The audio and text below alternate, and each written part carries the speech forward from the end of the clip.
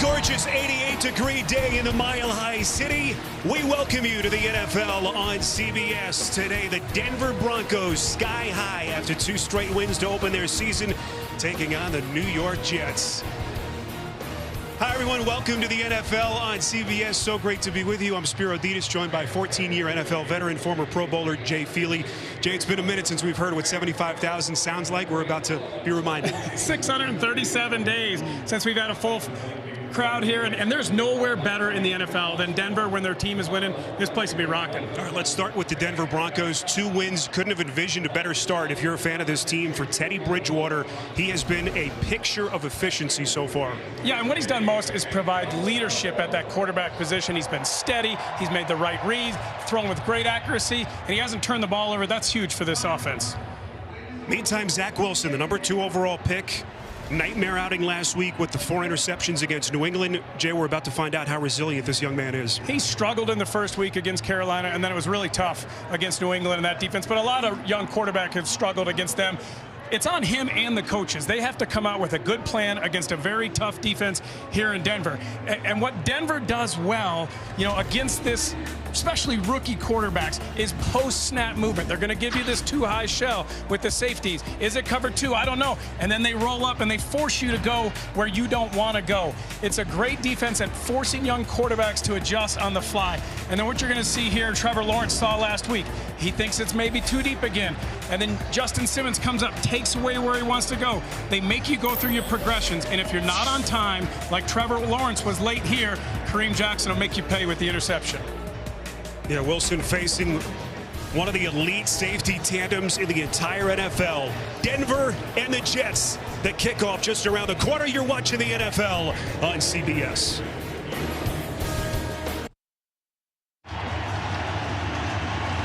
Back inside in Power Field here at Mile High.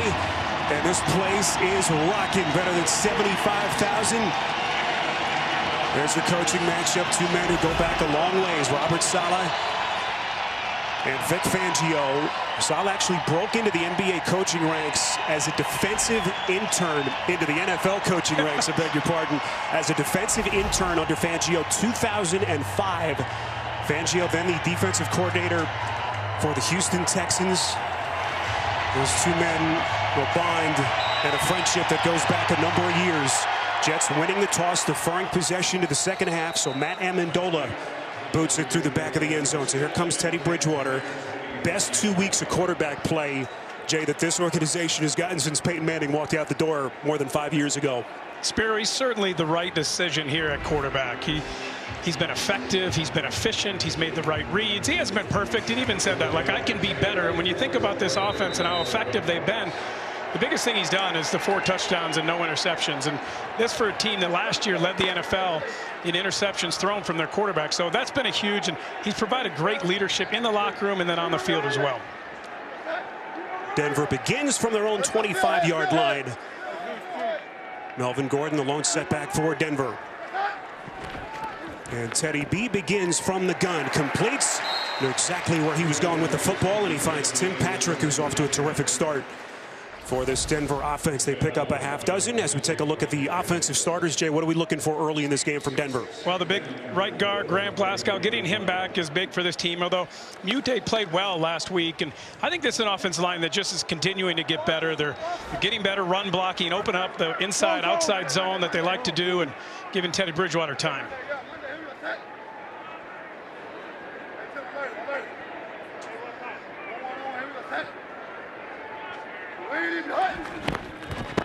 On 2nd and 4, Bridgewater back to the air. That's a first down connection. Going right back to Tim Patrick. It's a pickup of 10 and a fresh set of downs for Denver. We saw this last week. We were down in Jacksonville. Some of the RPOs giving Teddy Bridgewater the option to either hand it off or throw it. And he is so good at understanding what a defense is doing and taking away what they're trying to do, throwing it to the right receiver or handing it off to the running back.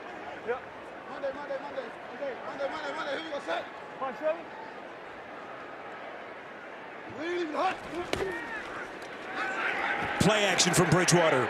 Slinging it far side of the field, and it's incomplete. Intended for KJ Hamler. Waiting for this young man to find his form, young wide receiver for Pat Shurmur in this Denver offense, as we take a look at the defensive starters for the Jets. And when you consider, Jay, the turnover issues last week, Zach Wilson, this defense kept them in that game into the second half. No, they've played well. I mean, this is a defense that was 9th worst in the NFL last year, and they really have had a physical and a philosophical makeover this year. They're going to continue to understand what Robert Saleh wants from his defense. How does this Denver offense deal with Saleh's attack-style defense? Good-looking run by Melvin Gordon, who had that huge performance in their season-opening win against the Giants at MetLife Stadium. Over 100 yards in that game as he picks up 7 here to set them up with a 3rd and short. It's a nice play there. Good play design, little cutback run. Offensive line opening holes already, and that's what you like to see if you're Denver. You want to see they're 5th in the NFL in rushing yards, but a lot of that was the big run by Melvin Gordon, the 70-yard run. They want to be more effective, more efficient. Pat Shurmur said, I like to run the ball. Lone setback here is Gordon on 3rd and 3. Patrick in motion. Bridgewater, pocket starts to muddy, football's loose. We'll see what the officials rule there. Sheldon Rankins. What's the call here? Yeah, I think Rankins coming with the pressure, and it looks like they've ruled incomplete. This is what New York has to do, though. They have to have good coverage. They have to know to get on them early and force Teddy Bridgewater to go deep and then get pressure on Teddy Bridgewater. They can't allow him to sit back there in the pocket free to be able to distribute that ball. Please reset the clock to 12:57, 12:57. The Jets came into this game. Their philosophy is going to be, we're going to take away the underneath early stuff with our cover 3 zone, and we're going to force Teddy to go deep and try and see if he can complete those passes. Good start for Jeff Ulbrich, calling Robert Saleh's defense, the Jets defensive coordinator. Braxton Berrios will watch this one take a bounce, and terrific coverage down the field by Denver. 43 yards in the punt by Sam Martin, and Eric Saubert leading the charge down the field for the Broncos. That's what you want to see from your punter, showing some fire on CBS.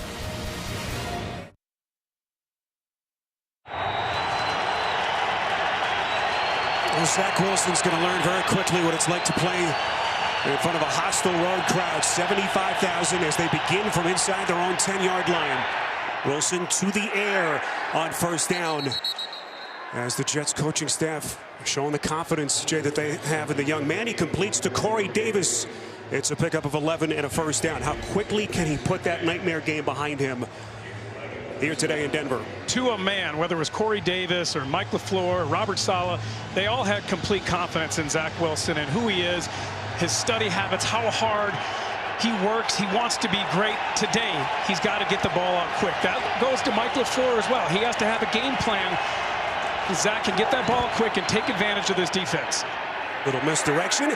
This is Michael Carter trying to find the edge as we take a look at the starters for this Jets offense. Of course, George Fant moving over from right tackle to left tackle after they lost Becton in the opening game.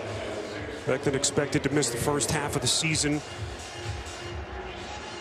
And a lot to deal with. This Denver defense has been in the upper echelon over the last couple of years. They are really good. They make it very difficult for young quarterbacks. We saw that last week with Trevor Lawrence. Post-snap looks, continuing. You see these safeties right here. Give a 2-deep look, and then there it is, shifting, bringing somebody down as the robber, getting in there and helping against the run. Carter trying to cut back. Excellent pursuit. Justin Simmons, who has been one of the elite safeties in the sport, Jay, over the last couple of years. Both of these guys, Simmons and Jackson, they're interchangeable, so they can do either role, and it just presents such a problem for any offense, but especially young quarterbacks. When you get back there at the line of scrimmage, you try to get as much information as possible, but they're sitting in that 2-deep look, and then post-snap, that's where all the movement happens. We saw Trevor Lawrence be late last week. Kareem Jackson intercepted him. Zach Wilson has to be on time and get rid of it quick. 3rd and 6. Wilson's pass well short and incomplete. Looking in the direction of Elijah Moore. Wilson was well protected that time. Moore was open. Just a bad throw by Wilson. You're right, Spiro. He was open. Elijah Moore goes to the sideline. He's open, and that's a pass that Zach Wilson has to complete. When you have time in the pocket, watch at the bottom of your screen. There's Elijah Moore. Look at it like, is it going to be a go? No, he snaps it off, and the ball's just on the ground. If that ball is accurate, that's a first down.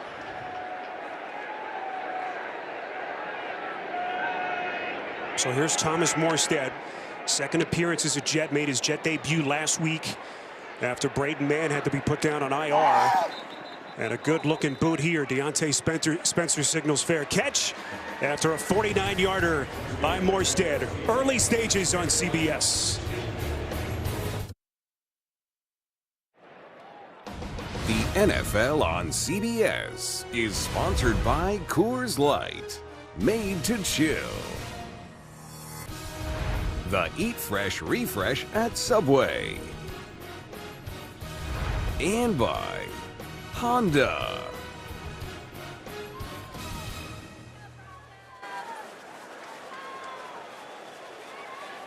Back in Denver, both teams coming up empty on their first offensive possessions.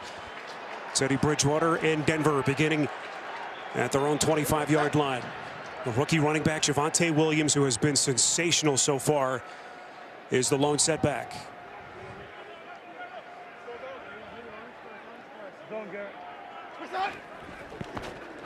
And here is Williams. How good has he looked over the first couple of weeks as he takes on tacklers Marcus May on the tackle. You're the president of the Javonte Williams fan club. Hard not to like this kid, but let's get back to Teddy Bridgewater. We touched on how efficient he's been. Look at this list. 75% completions, 2 touchdowns, no picks. He's just so efficient, Jay, so far. He really has. There's been a really good melding between him and Pat Shurmur. They have experience with each other going back to the Minnesota days. They understand what Teddy's strengths are, and Pat kind of knows what he's thinking, what he's going to see. It's been really good so far. Bridgewater on 2nd and 7 goes through his reads, completes. That is very close to the first down marker. Cortland Sutton, the pickup of 8, and that will be a Denver first down. What a performance Sutton had last week. Nearly a year to the day from that ACL tear. Career highs, Jay, 9 catches for nearly 160 yards. Watch Teddy's eyes. Watch him go through the progression. No, no, no. Okay, here he is. Go to Cortland Sutton. Really is 4-3 there, and that's what Teddy has done so well. And he said, everybody's told us, you have to run your route because you could be the 4-3 in the progression. He's going to get there. If you're the one who should get the ball, he'll get it to you.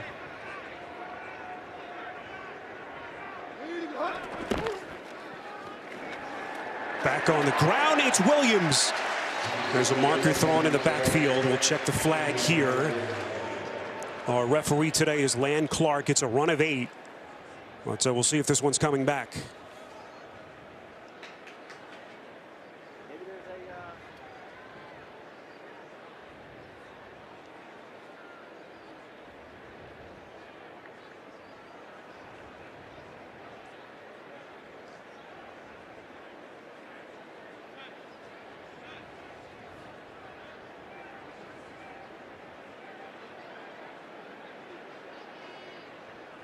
Maybe lined up offsides there, Spiro.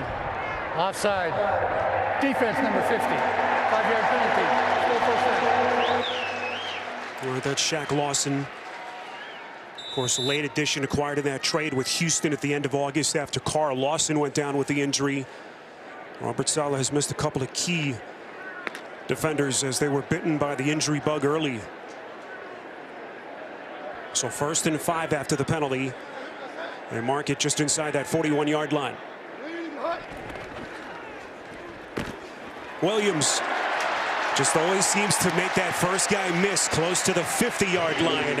Finally tackled by Bryce Hall. How good has this kid been so far? Well, and this is key to this game right here. If you're the Jets, you have to be able to stop the run. This whole philosophy that Robert Saleh has, this cover 3 philosophy, is built to stop the run.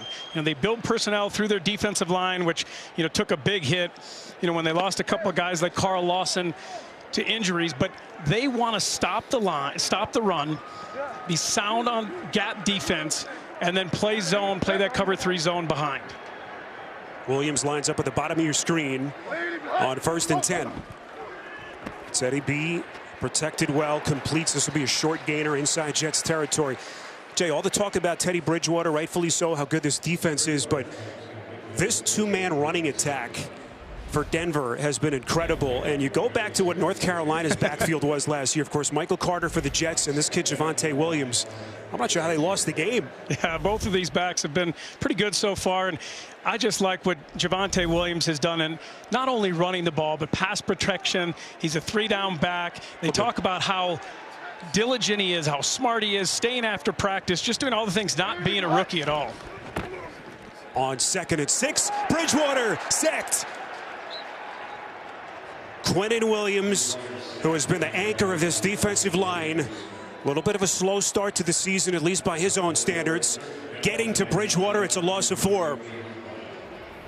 Well, and they need Quinnen Williams to be good. They need him to be better. He's understanding this defense. He's trying to figure out how Robert Saleh wants him to play. Aggressive, power move, getting up the field and getting the sack. And, you know, that's something they said, it's progressing. It's a completely different defense than what he did last year with Greg Williams or even what he did at Alabama.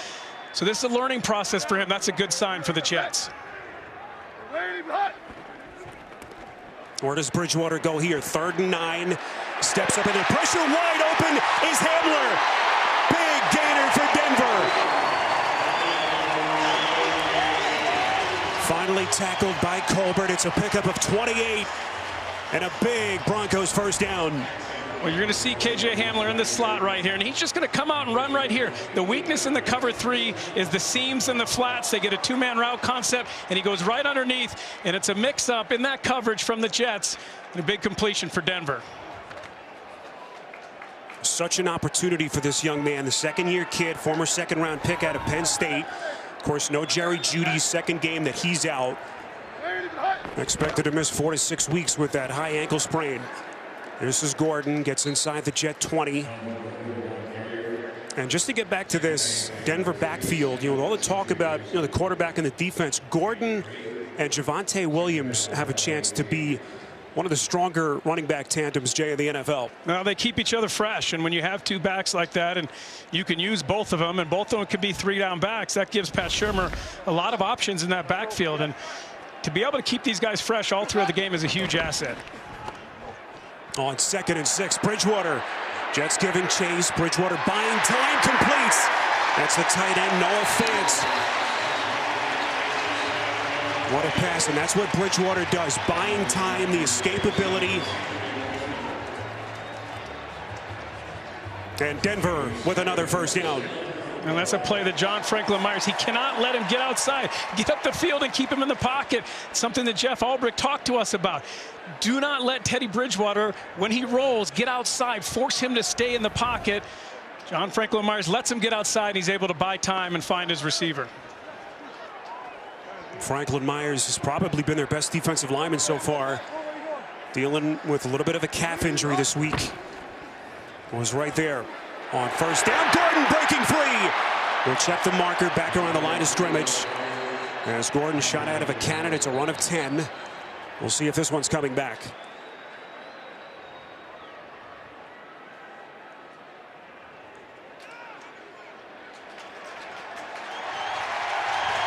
The Broncos like it, Spiro.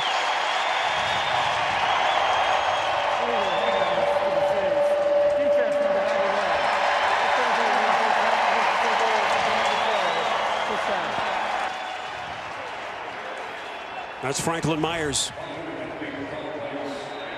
Watch here, John Franklin Myers. Just let Teddy Bridgewater get outside. They're going to call him for holding here. Oh, hands to the face right there. Then the hold as well. First and goal, Denver, from just inside that 2-yard line. 10th play of the drive that began at their own 25. It's Gordon, and Gordon is lit up. C.J. Mosley with a big lead thump. I told him when we talked to him yesterday how great it was to see him healthy and out there playing. Watch 57 just come down the line. He had to lose weight to be quicker, to be able to play sideline to sideline in this defense. He did that. He said he's in the best shape of his life. And, man, I just like the way he's been playing. He's patient and yet explosive at the same time. My goodness. Melvin Gordon checking for all of his body parts. On 2nd and goal. Pitch play to the rookie. Williams, day late, and he's in. Touchdown.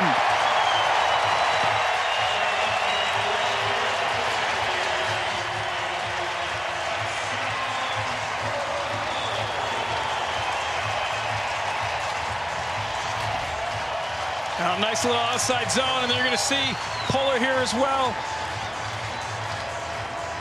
Javonte Williams, a good block by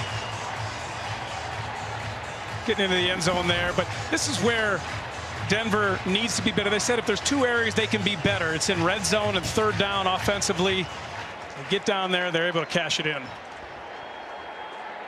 First career touchdown for Javonte Williams. First of many. Brandon McManus with a point after, and he's perfect. This Denver offensive line getting whole again with the return of Graham Glasgow. Paving a path for Williams. And it's Denver with a 7-0 lead.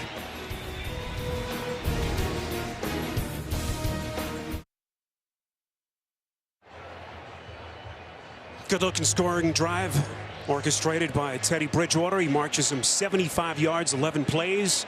And the first career rushing touchdown for Javonte Williams. Taken with the 35th overall pick out of North Carolina. What a future that young man has in front of him. One thing to keep in mind, this Denver kickoff team has had their issues. They gave up the long touchdown run to Jacksonville's Jamal Agnew last week, who, by the way, had another big return today. Yeah, well, kicking touchback solves that issue. Queen Latifah returns in the new season of the hit drama The Equalizer. It premieres Sunday, October the 10th on CBS. Well, Zach Wilson right now looking for the equalizer. Back in the Mountain Time Zone. He grew up just outside Salt Lake City. Said he got here the other day. His nose, his eyes were dry, his hands were chapped. Jay said he felt like home. Yeah, well, the Jets have to be able to run the ball. To win this game, they have to be effective running the ball, taking pressure off Zach Wilson, and then when he gets opportunities, take the easy looks.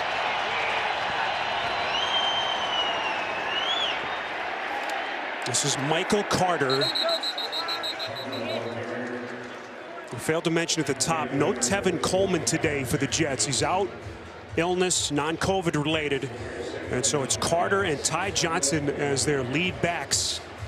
A lot on their plate, 2nd and 6. And then on the other side, you know, with Denver last week, they lose Chubb again to injury, and they lose their inside linebacker, Josie Jewell. So Justin Strnad gets an opportunity to come in here and play linebacker and show what he can do in the NFL.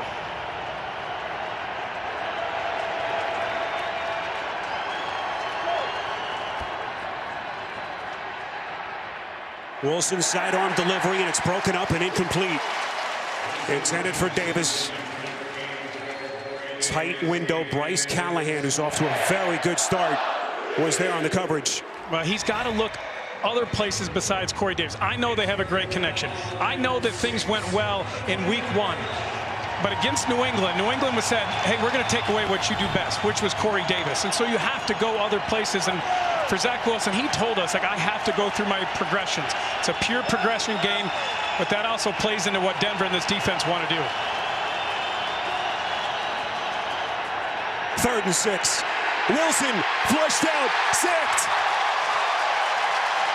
Alexander Johnson.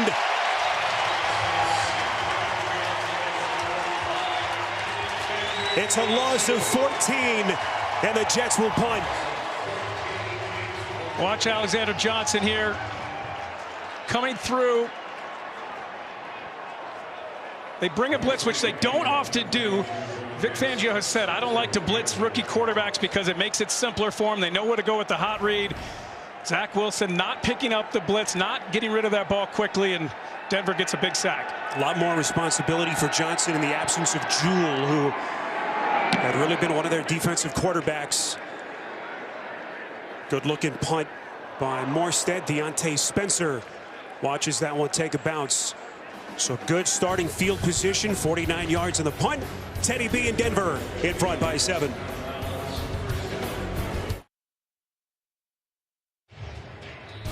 The NFL on CBS is sponsored by Dash Pass by DoorDash.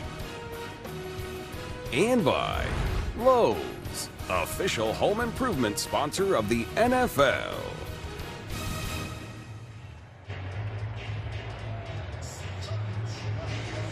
Well, Jet fans may want to look away. That 98 AFC Championship game, still such a bitter pill to swallow all these years later. Jets had the defending champs on the ropes.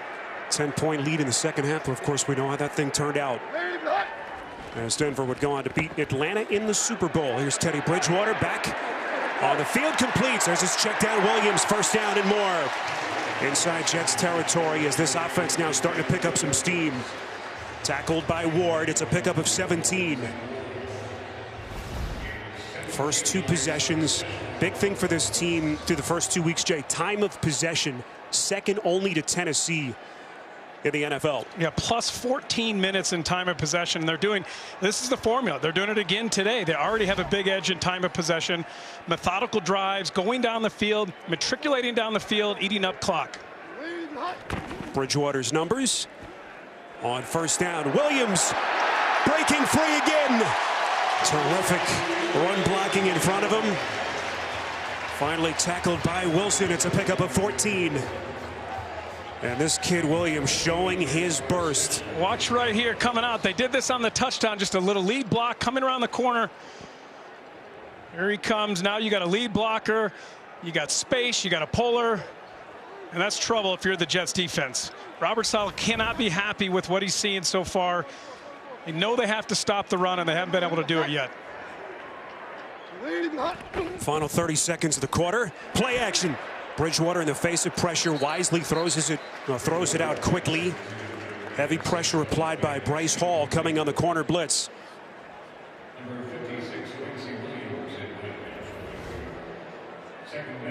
You're going to see Bryce Hall just come off the corner right here. They have to get pressure on Teddy Bridgewater. Good call there. Bring pressure. Force him to get rid of the ball quickly. They had a good read on Teddy getting out in the flat there. And that was a good call. What a story Bryce Hall has been. That devastating leg injury senior year at Virginia. Frontline starter for the first time in his young NFL career. See Bridgewater's passing stats. Back to the air, second down. Pass is complete. That's Albert Okwuegbunam on his first catch. A pickup of a half dozen. Well, this is what the Jets defense wants to force you to do. Quick throws in the flat, then come up and be secure tacklers. Make you earn it. They don't want to allow you to throw the ball deep. There's opportunities in the seams and the flats. Jay, I almost have to gather myself before I try to pronounce Albert's last name. Oh, you nailed it. He is a stud. End of one in Denver. You're watching the NFL on CBS.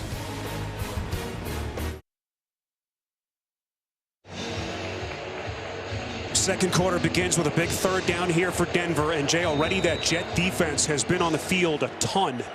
They have. They want to lead in lowest points allowed, not lowest yards allowed. These are keys. They've been really good in third down in the red zone so far. They have to get stops here. Look for quick outs from Denver.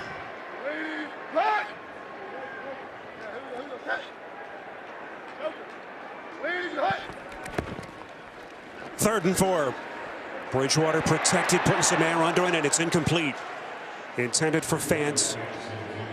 It was a tight window for Bridgewater to try to find his stud tight end, Michael Carter, on the coverage for the Jets. And again, Robert Saleh's defense able to hold. Yeah, it was an aggressive play call. They could have probably got those quick outs and got the first down. They went for something bigger and didn't get it. We saw that early in Jacksonville last week too. Missed on a couple of those same type of shots. But you see Brandon McManus 5 for 5. It's in Denver. This 45-yard field goal, you're not worried about the distance at all. Year 8 for McManus. 45-yarder. And Brandon McManus, who has been so good for this franchise, builds on Denver's lead. Back in 30 seconds after this from DirecTV Stream. With DirecTV Stream, I can get live TV and on demand together. Watch Serena Williams, Wonder Woman. Serena, Wonder Woman. Serena, Wonder Woman.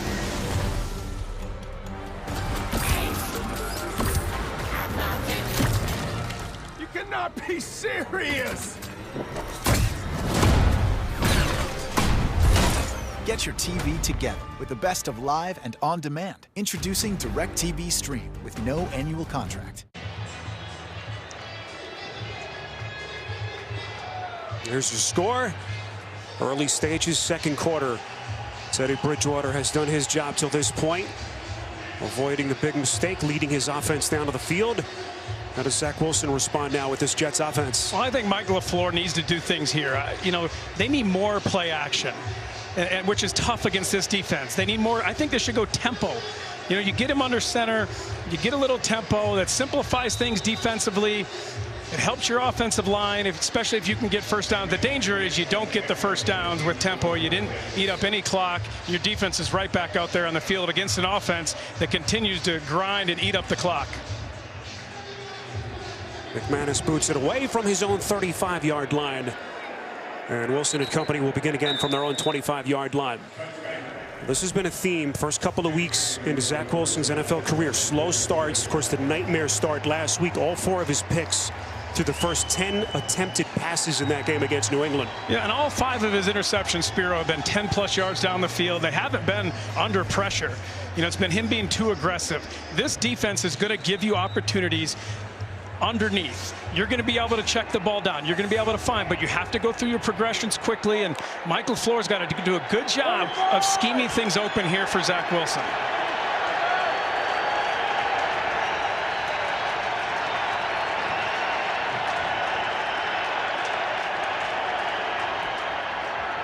LaFleur keeping it on the ground. This is Michael Carter. Still no Jamison Crowder, out with the groin injury for the Jets. And you think of Mike LaFleur and how young this entire operation is. 34-year-old, first-time offensive coordinator, first-time play caller in the NFL. First-time head coach, rookie quarterback. I was surprised in the offseason that the Jets didn't go get a veteran quarterback, somebody who could be there on a consistent basis to talk, someone like a Josh McCown, you know, who could sit down with Zach every week and talk him through these early season struggles.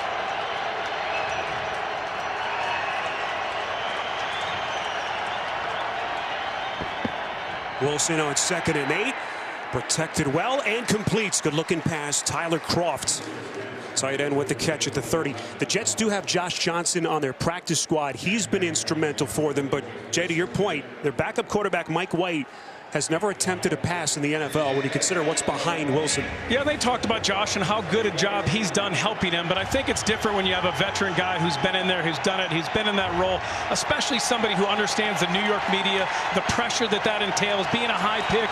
You know, even Corey Davis talked about he understands that kind of pressure. But this 3rd down, this is a big 3rd down for this Jets offense. Little RPO. Wilson's pass is caught at a very tight space. Finds Kroft for a massive first down for the Jets, a pickup of 8. Little play action and an excellent play by Kroft, going and getting that ball, securing it before he hit the ground. They desperately needed that conversion. What a catch by Kroft. Last 2 years in Buffalo, primarily as a blocker. Former 3rd-round pick of the Bengals in 15. You know, Braxton Berrios is a guy that haven't gotten involved yet. He's been so big, 12 receptions coming in. Fresh set of downs, quick release, and Wilson finds Davis. That's his stud wide receiver coming over in free agency from Tennessee. Jay, what do you like about this drive? Quick passes, getting the ball out of Zach Wilson's hands quickly. Like I said, scheming things open for him. You're not going to be able to drop back against this Denver defense and have time. They're double teaming Von Miller, which they should. The one guy on this defensive front that you can't allow to impact this game is Von Miller, and they're keeping him at bay so far, especially with no Chubb. Keelan Cole in motion. Jets trying to run for the first down with Ty Johnson, and he is stood up at the line of scrimmage. You know, we mentioned it earlier, the loss of Josie Jewell and Bradley Chubb for this Broncos defense. Chubb is going to come back, but Jewell, of course, out for the year. How would they navigate without those 2 studs? Yeah, and Shelby Harris steps in, and he's a guy who's actually started more games than Chubb or Von Miller over the last couple of years, so he's experienced. You got 5 wide here and 3rd and short. You could put a quarterback draw here. Wilson, quick cross, first down Jets. It's Corey Davis again, a pickup of 6. And Wilson knew exactly where he was going with the football. And that was key coming into this game. You see Corey Davis run a little quick look in. But I think they shrunk the plan coming into this game because they wanted Zach Wilson. He told us that I'm comfortable with the whole playbook, but it's not second nature yet. You're not like it was at BYU. So you want to come in against this Broncos defense that's so tough post-snap and have a small plan that you can execute effectively.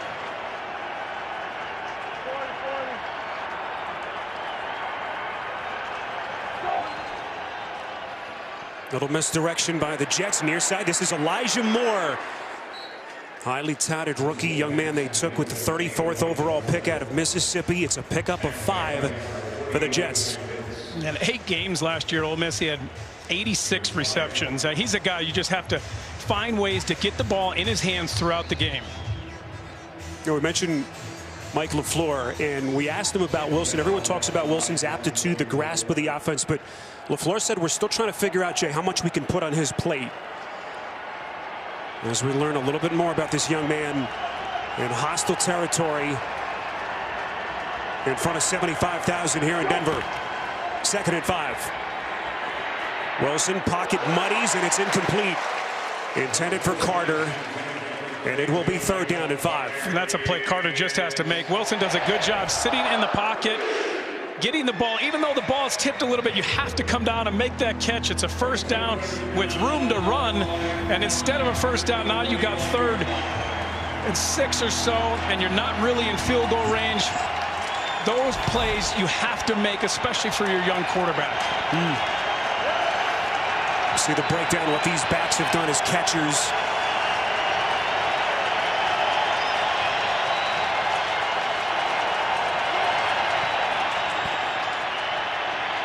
Wilson's pass is caught.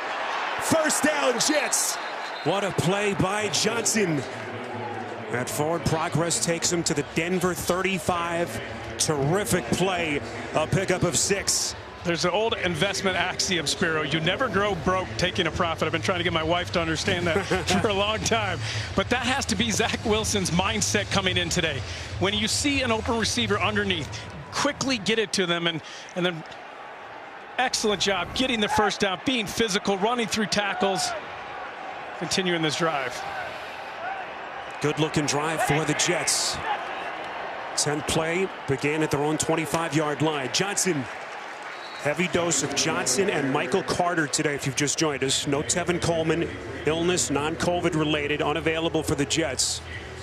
But at least last week it was these 2 young men, Carter and Johnson, carrying much of the burden for this offense. This Jets team is the youngest roster in the NFL. They had 4 rookies on offense, 4 rookies on defense who played substantial snaps in the first 2 weeks. You're going to continue to see that throughout the year.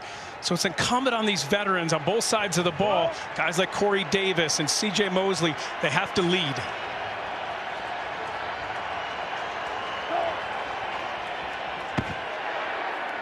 Little check down. Carter. Not much daylight. Brought down at the 38-yard line. Excellent pursuit. Malik Reed leading the charge. It's a loss of 5. Keep an eye on Malik Reed here, doing a really good job coming outside and reading that, not biting and coming inside, really stopping this play. They thought they'd be able to quickly get out to the running back and have a blocker kicking inside, but Malik Reed did a good job there. Reed, who's been such a valuable piece, playing in that spot vacated by Chubb. 3rd and 13. Wilson somehow evades the sack. Broncos giving chase. Wilson taking a shot, and it's incomplete. Boy, put it right on Davis's hands.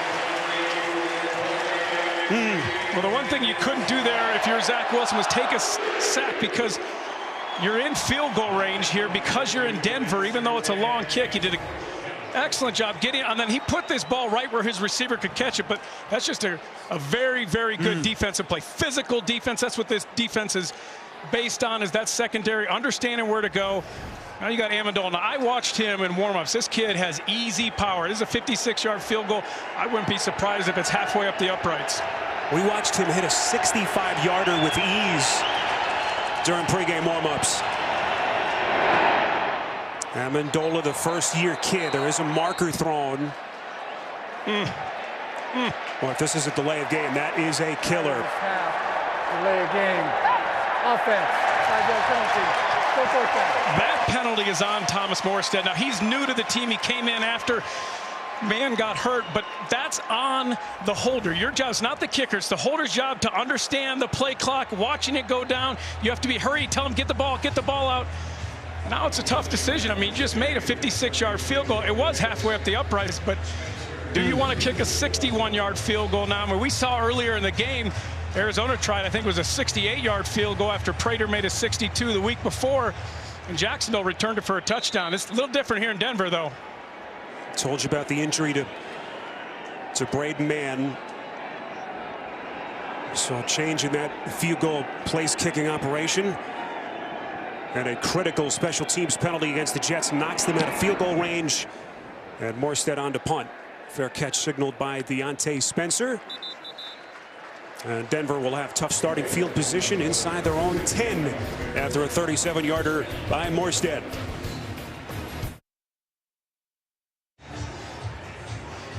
So Robert Saleh passing on what would have been a 61-yard field goal attempt, Jay, after the special teams penalty. What did you think? Well, we heard that Justin Tucker made a 66-yard field goal to win it for Baltimore. And, you know, you have a rookie kicker. It's just brutal because you had a good drive and you're able to kick a 56-yard field goal. And then you get the delay of game penalty, and now it's 10-0. You give the ball back to this Denver offense that doesn't give it up.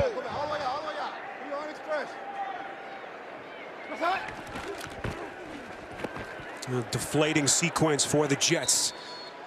How do they react? Melvin Gordon on a short take. This balanced Denver offense continues. Yeah, 48 yards rushing, 82 yards passing, averaging almost 6 yards a carry. And Teddy Bridgewater doing what he's done in the first 2 weeks, spreading the ball around, 6 different receivers, being effective, not putting the ball in jeopardy of throwing interceptions. And their team right now, this Broncos team, if you get behind, it's really hard to catch up. There's Pat Shurmur. So much familiarity between those two going back to their days in Minnesota. Gordon running near side. We asked Shurmur about Teddy B. He had him the year that he was injured, that debilitating leg injury, and he said, I kind of relate to Teddy a little bit. We've both been kicked around, resilient. And it's a different Teddy. He's grown and matured. He understands how precious it is to be out on that field after losing it. I think that gives you a different perspective. And he's been so steady, a steady voice, consistent play. He comes in second in the NFL in completion percentage, 10th in yardage.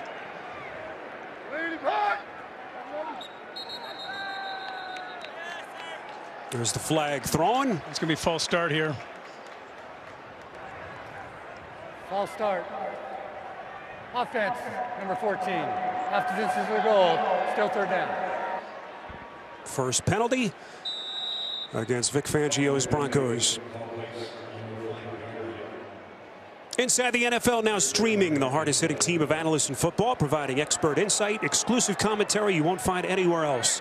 New episode streaming 9:30 Eastern exclusively on Paramount Plus. That's where you have to be smart with this ball here if you're Teddy Bridgewater. If it's there, take it. If not, it's okay to punt. Bridgewater to the air on 3rd and 11. He finds Fant. And they're going to be short of the first down. So the Jets defense, again, Jay, they've done their job. C.J. Mosley with so much youth and inexperience around him on this defense. But when you made the decision not to kick the long field goal and to punt, that's what you told your defense. Hey, we're going to punt this ball down. You got to get a stop right now, and you got to get the ball back from us. And, you know, Robert Saleh, his philosophy is, what are you going to take away? Tell the offense what they can have. And right there it was, okay, Teddy, you can complete it to your tight end underneath, and we'll rally, and we'll stop him short of the first down. It's a tough punt for Martin just outside his own end zone. Could have big returns here in Denver, but not when you punt it out of bounds like that. An excellent job by Martin. See where the officials will mark this one. Looks like it'll be right around the 33-yard line for the Jets. Jets trying to generate some offense. They're down 10 on CBS. The NFL on CBS is sponsored by Northwestern Mutual. You dream it, we'll help you plan for it. AT&T 5G. Fast, reliable, and secure. And by Capital One. What's in your wallet?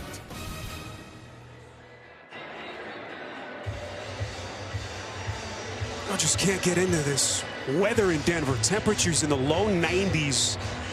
Hard to believe this time of year in the Mile High City. Look at the first 3 Jets possessions. Jets offense did not score a touchdown last week, just a couple of field goals. Came away empty after that impressive drive last time out. Wilson sacked.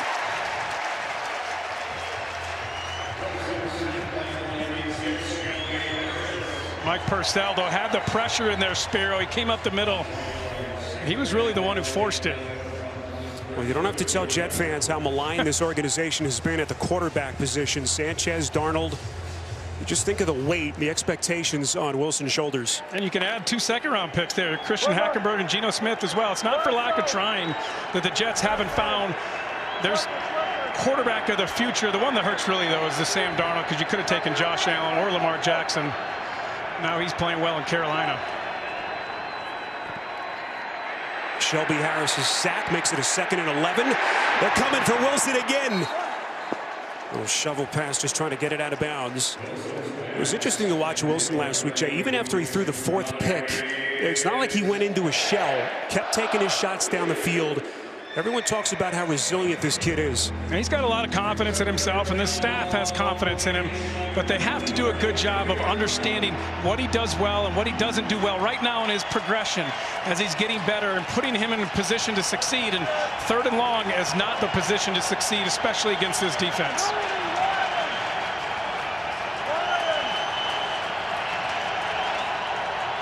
Watch those 2 safeties right there. Wilson, they get to him again. It's Von Miller coming around the corner. And already for Miller, his 4th sack on the season. I said it earlier in the game, like the one guy you can't allow to beat you is Von Miller. Everything you do, he comes right around the corner. He's just so quick. I mean, that's what Von Miller does. He sets you up, and he's got such a great turn around the corner there. It's the only guy on this defensive line that you can't allow to beat you, and they did. Sack dance, A+. Everything's working for Von Spiro? Miller. I do not know. No, neither do I. Deontay Spencer is going to play it from just outside his own 30.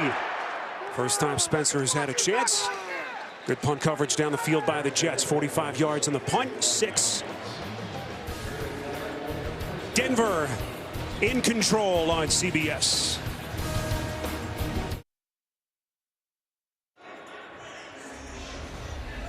Coming up, the Verizon halftime report. We'll send you to New York. Guys will get you caught up around the league, scores and highlights.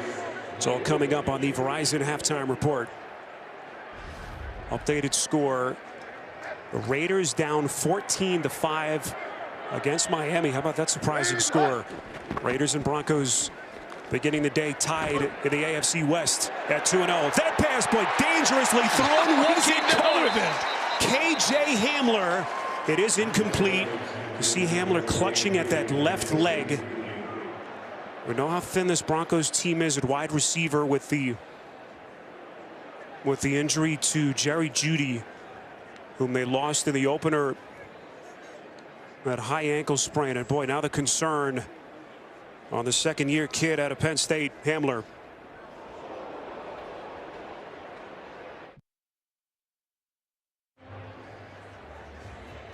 Okay, Jay Hamler has to be escorted and helped off the field. We're not going to show you the replay. It was a little bit tough to watch. Left leg.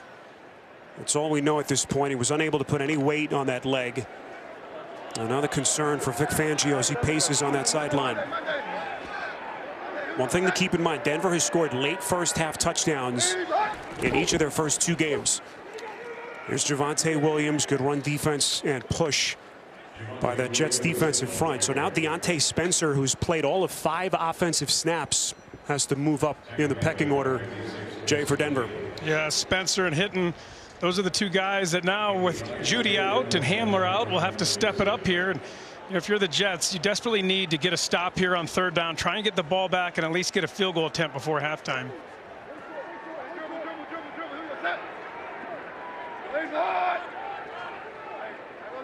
No safeties back here. You look to the one-on-one matchup, they're trying to hide it. Or does Bridgewater go on 3rd and 10? Pocket starts to melt. Bridgewater's going to run for it. 1st down, Denver.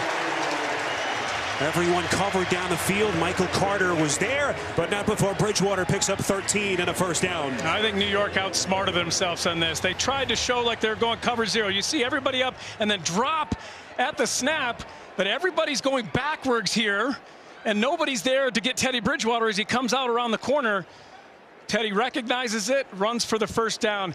You know, I think right there, play your defense. Don't allow Teddy Bridgewater, like you did on the last drive, make him complete it in front of you, rally to the ball, and try and make it 4th down. 1st and 10. Williams on the handoff. Just crazy to think Teddy Bridgewater, the 11th different starting quarterback they've had here since Peyton Manning retired in 2015. He's got them up 10-0 against the Jets on CBS. The NFL on CBS is sponsored by State Farm. Like a good neighbor, State Farm is there. And by FanDuel. Make every moment more.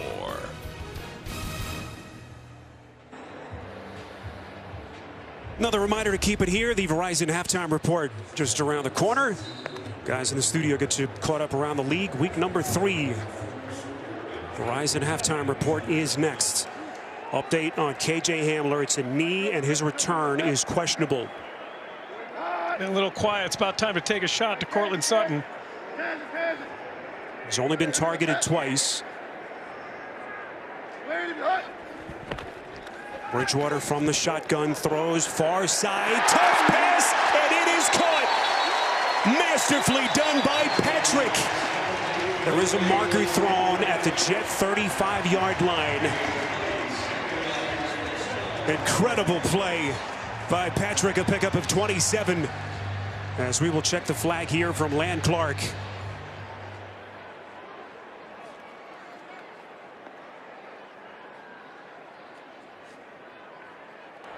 Prior to the pass, illegal hands to the face. Defense number 47. The penalties decline. Results of the play is a 1st down. Can't do it much better than this. No, watch the ball location and placement here from Teddy Bridgewater, where his receiver can go up and catch it. And Patrick, excellent job high pointing that ball, bringing it down. That's a big completion for this offense, and for the Jets, another completion, another 1st down. They have to find a way to get a stop here.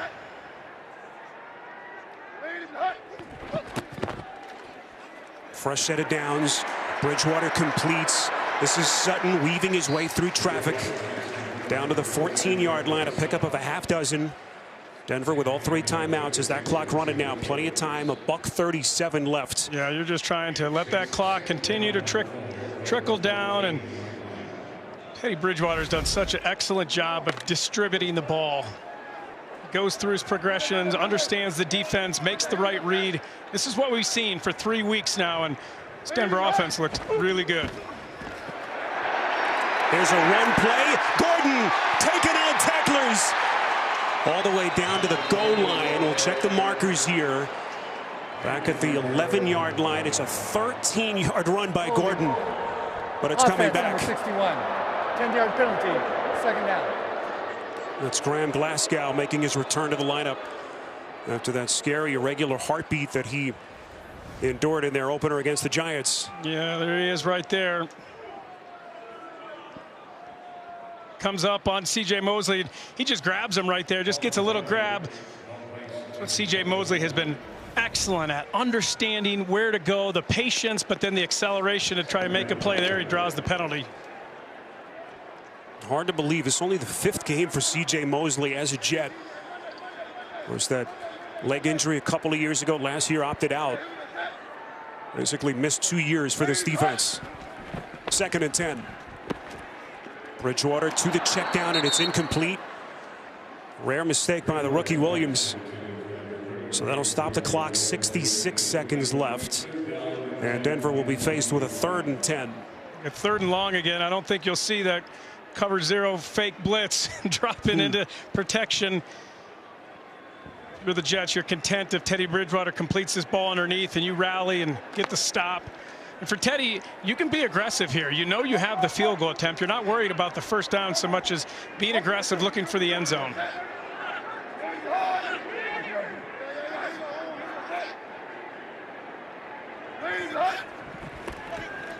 Bridgewater from the gun. They protect to the end zone, and it is broken up. Sutton, the intended receiver.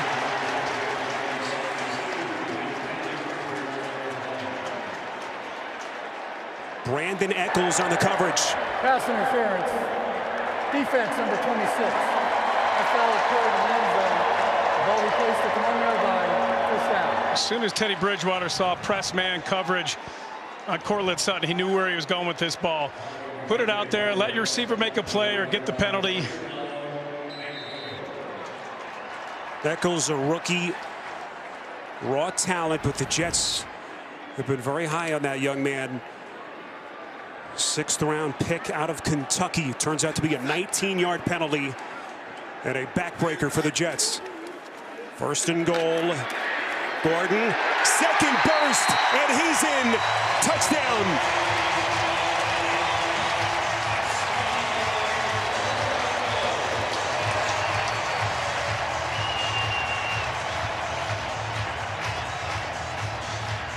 There is a marker thrown at the 4-yard line.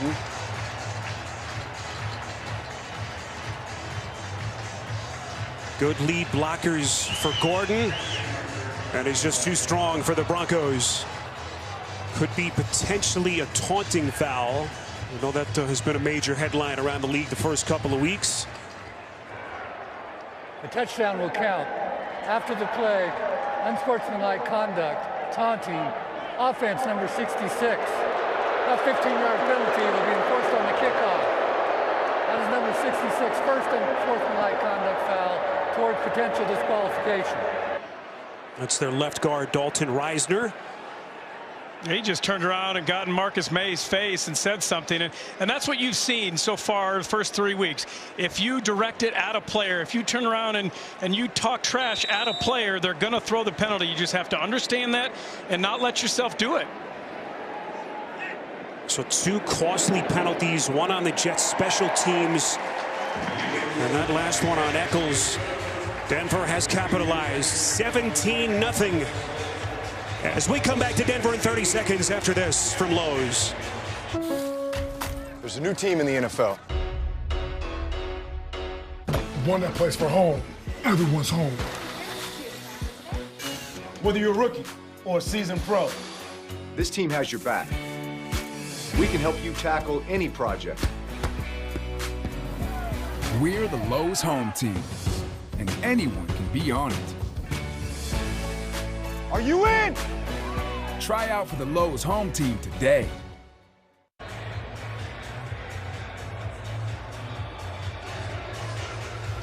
$17-0. Denver Broncos, 3rd straight game to start the season in which they have run the 2-minute drill to perfection and getting themselves a touchdown. There's that taunting penalty. You'll see Reisner, 66, turn in the direction of May. Officials all over it as they will mark off the yardage on Brandon McManus's kick. Well, 56 seconds left. You have an opportunity because of the penalty. It's backed up. They're not going to get a touchback. So if you're the Jets, be aggressive here. This is where this team has struggled. Last year, they were 31st in kick coverage. They gave up the big touchdown to Agnew last week. If you have a good return, now's the time to use it. Berrios from just outside his own end zone. Berrios to the 25 and brought down just shy of the 30. Another marker thrown back at the 22-yard line. And you're going to see a block in the back there.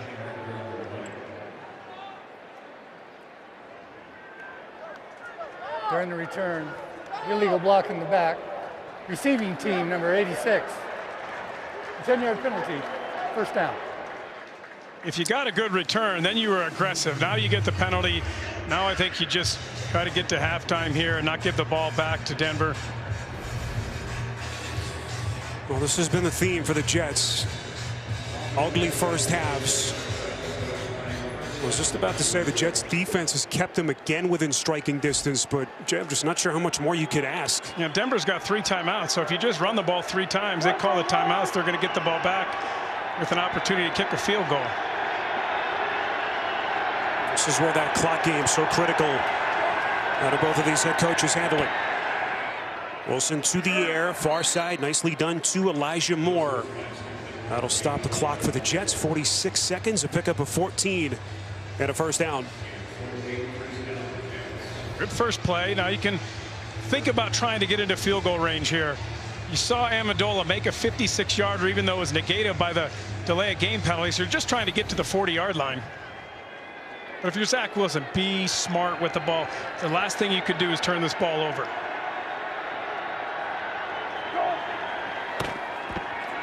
Wilson protected, pocket starts to collapse. Wilson set.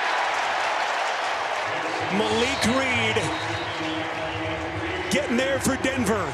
4th sack of Wilson already.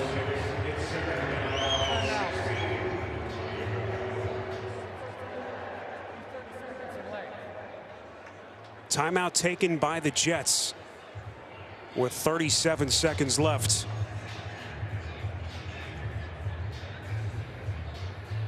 Oh, we want to take a quick moment here to send our condolences to one of our family members at CBS, one of our longtime tape operators, Mark Polkdoff, who has been working with a heavy heart, lost his mother, Esther, who actually passed away while he was working during our NFL game last week. Esther was a native New Yorker, and our deepest sympathies to Mark and his entire family.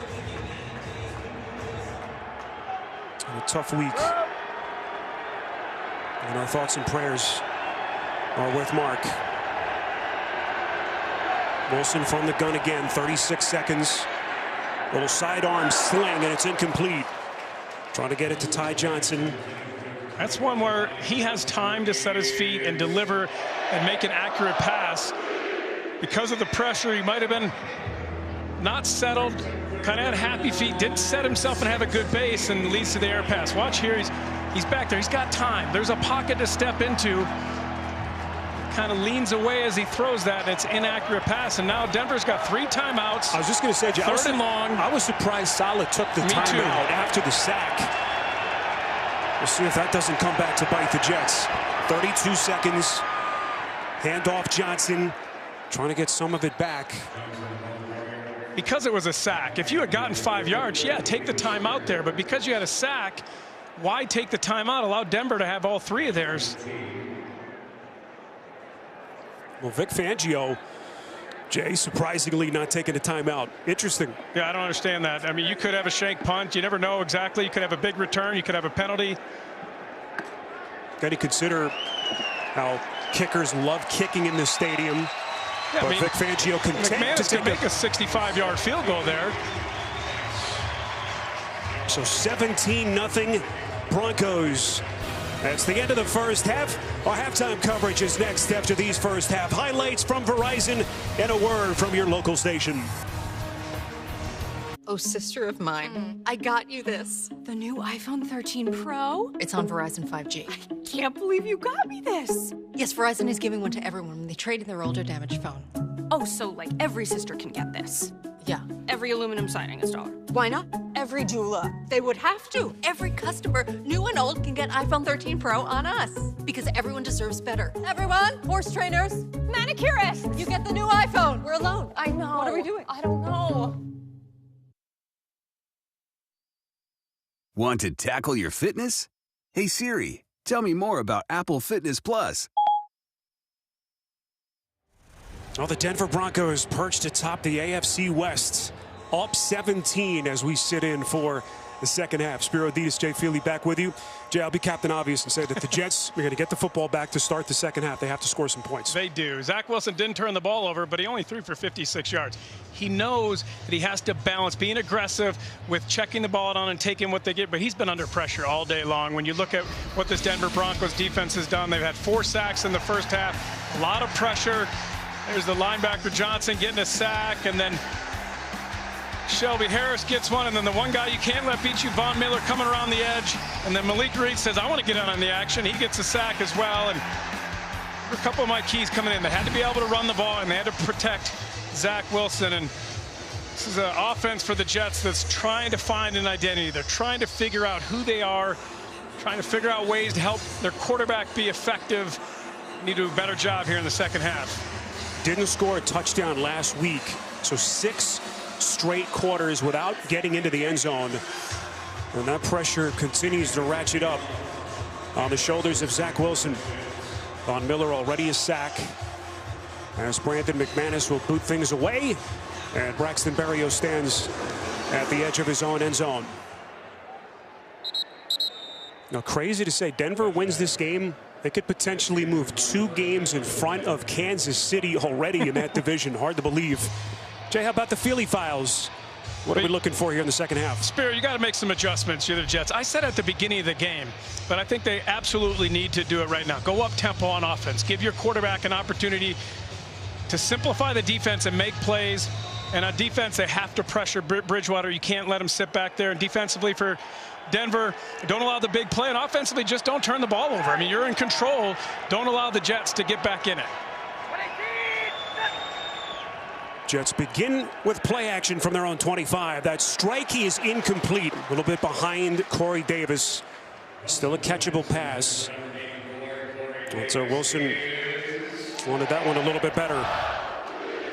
This ball is behind him, Spiro, but this is what you have to bring down. He's leading you away from the safety. He's coming to hit you. That's not a bad ball as a quarterback. And last week, Corey Davis even admitted the second interception that Zach Wilson threw was off his hands. I said, I should have caught that. It was on me. He needs to make those plays for his young quarterback. This is Michael Carter breaking a couple of tackles out across the 30. Finally brought down by Pat Surtain, making a second straight start. Of course, no Ronald Darby for this Denver defense. But can Zach Wilson just get any kind of offensive momentum? Big third down and short. Well, the drive that we saw when they're effective, it was quick. He was getting the ball out of his hands quickly, not allowing that Denver pass rush to get home, making quick reads, going through his progressions and getting the ball out quick.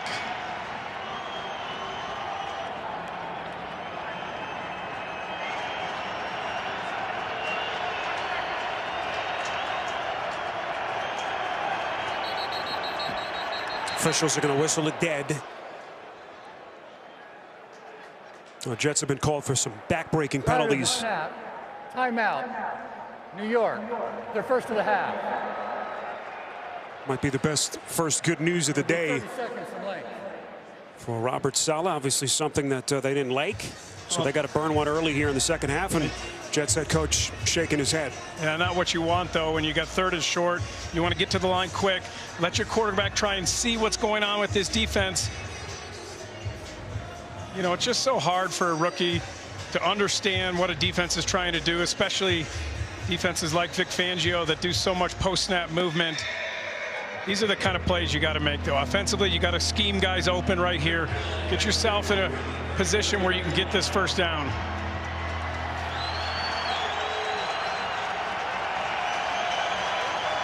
A little different look for the Jets. He was down before. Now he's standing up. 5 wide again. Wilson from the gun. Boy, dangerous pass. Nearly picked. Alexander Johnson, who's been a big contributor already, wants that one back. You're going to see a couple of things here. You're going to see Johnson just dropping, right? Dropping into his lane right there. But then watch up top, too. Zach Wilson has the opportunity right there. That's where he should have thrown it. Johnson dropped into that window. He didn't find the right receiver, and the Jets don't convert. 5th punt for Thomas Morstead. Only his 2nd game as a Jet. after he was signed following the injury to Braden Mann. And went down with that sprained knee after week 1. Deontay Spencer signaling fair catch. And that's where the Broncos will have it from just inside their own 20. 48 yards in the punt by Morstead. It's all Denver. Now marker throwing a little bit late. Right around where Spencer made that catch.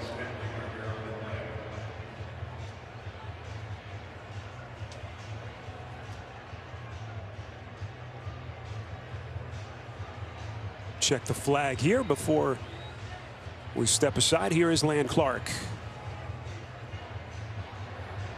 After the play, unsportsmanlike conduct, kicking team number 34, taunting. A 15-yard penalty will be added into the play. First down, Denver. That is number 34's first unsportsmanlike conduct foul towards potential disqualification.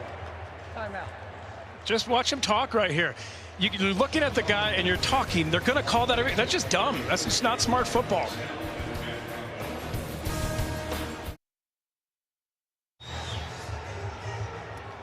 Well, I'm not sure any Denver Bronco fan could have envisioned and hoped for any better start to the season. No way. Here's your update on KJ Hamler. That left knee's been downgraded to out. So more bad news on the injury front, but they just keep on coming. Of course, no Jerry Jeudy. Eligible to return week 5. Melvin Gordon on the take. Boy, Gordon's putting together a nice little afternoon. There's a couple of flags thrown. It might be a face mask on the Jets. Or was it on Gordon? It's a run of 10. And now we'll check the flag from Clark. Personal foul, face mask, defense number 20. A 15-yard penalty will be added at the end of the play. First down.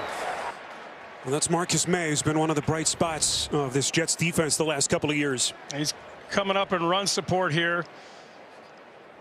Right as he comes across, you'll see that head. There's the grab and the head bobs.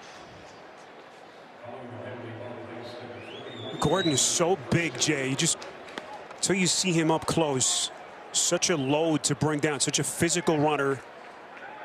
6'1", 250. Just remember how good he was with the Chargers. Two-time Pro Bowler for the Chargers, 15 and 16. First and 10 after the penalty. Here's Gordon again. And again, you just consider, Jay, what they have. You know, finally found their quarterback, their offensive line, of course, this defense, and the running game. You just have everything you want on paper. Yeah, when Teddy Bridgewater is effective and efficient, he doesn't turn the ball over, distributes the ball well, and you have the ability with Melvin Gordon and Javonte Williams to run the ball. And then you add to it the tight ends with Font and Albert Okwuegbunam, and how good they can be out of that 13 personnel package with 3 tight ends in there. They're very diverse.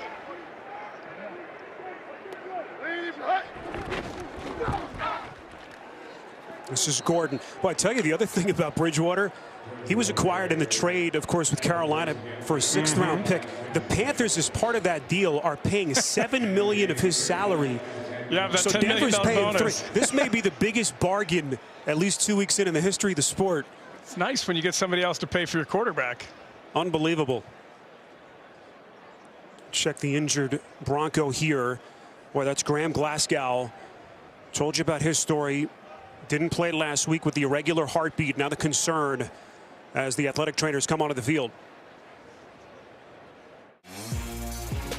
The NFL is back, and DraftKings' latest offer is a sure thing. So we got former automatic NFL kicker Martin Gramatica to break it down. Martin? Bet just $1 on any NFL game, get $150 Automatica, no matter what. That is Automatica, Martin Gramatica. It's no stressy, Jesse. Download the app, sign up with the promo code. Bet $1 to get $150 automatically, and make it rain with an official sports betting partner of the NFL. The NFL on CBS is sponsored by DraftKings Sportsbook, an official sports betting partner of the NFL. FedEx, where now meets next. And by Geico. You could save even more by bundling home and car insurance.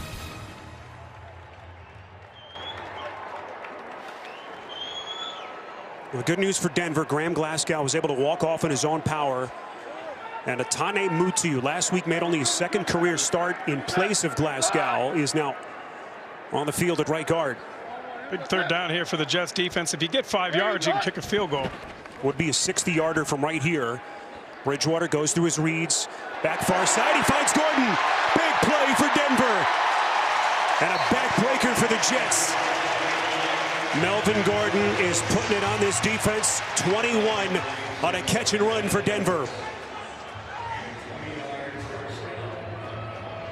You got what you wanted. You made Teddy Bridgewater find his outlet, and then you don't make the tackle. This is exactly what Robert Saleh talked about. Frustrated last week that they didn't tackle well. Quincy Williams had the opportunity to make the play there and get the stop. They'd be out of field goal range, probably a punt, and you get the ball back, and instead breaks the tackle, is able to get the first down.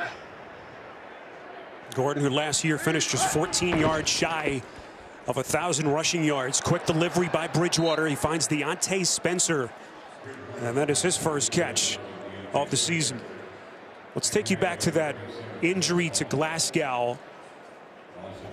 Appeared to get his left leg caught. All those big bodies, Jay, on the line of scrimmage. Right there, Glasgow, and Bobby Massey kind of steps on the interior of his leg, kind of bends that knee in. Hopefully he's okay. I took him to the tent. Jay, it's just so crazy that that doesn't happen more often. All that power, all that girth. Hope that Glasgow is okay. Javonte Williams, rookie backup. And he will get close to the 20 to set up a third down coming up.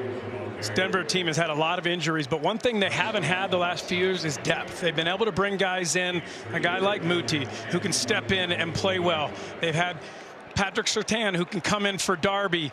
You have Malik Reed, who can step in for Chubb. There's a lot of depth on this team, but it's being tested right now.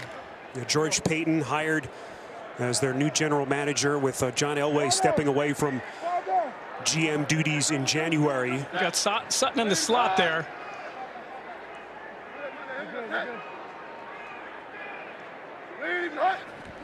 Third and 10. Bridgewater buried. And this Jet defense punching back. Second sack of Bridgewater. Bryce Huff and Quinnen Williams, who had one earlier, getting there for Robert Saleh's defense. They don't blitz often, but it was effective blitz here. They had to get to Teddy Bridgewater. See the entire right side basically collapse as they come in here. Teddy was trying to get to Cortland Sutton. He just didn't have time. Nice little blitz on both sides. Knock him back and force a 48-yard field goal. Most of that coming on the offensive side of Denver's offensive line in the absence of Glasgow. Good looking kick, 47-yarder from McManus. And the Broncos tack on 3 more. 20-0 Denver on CBS. Jake from State Farm. What's good? No, Patrick? Nah, fam. Just your typical sneakerhead working here for the employee discount. But speaking of deals, I heard regular guys like me are getting the Patrick price. That can't be real, right? Listen, State Farm offers rates that fit any budget. Even yours, typical sneakerhead. Wow, just anyone now? Yeah. Man, these just sold out then. For surprisingly great rates that fit any budget, like a good neighbor, State Farm is there. Call or click to get a quote today. Well, injury update on Graham Glasgow. Left knee, his return is questionable. It's been a rough couple of weeks for that man. A regular heartbeat after he basically played the entire opening game against the Giants. He had to spend a couple of nights in a New Jersey hospital. Didn't play last week. Hoping that everything is okay with Glasgow. Here's Berrios. We'll watch that one sail through the end zone. Jets will have it at the 25. Well, this past Tuesday, Broncos players and coaches visited a local elementary school working with the Wish for Wheels organization. They distributed bicycles to under-resourced youth.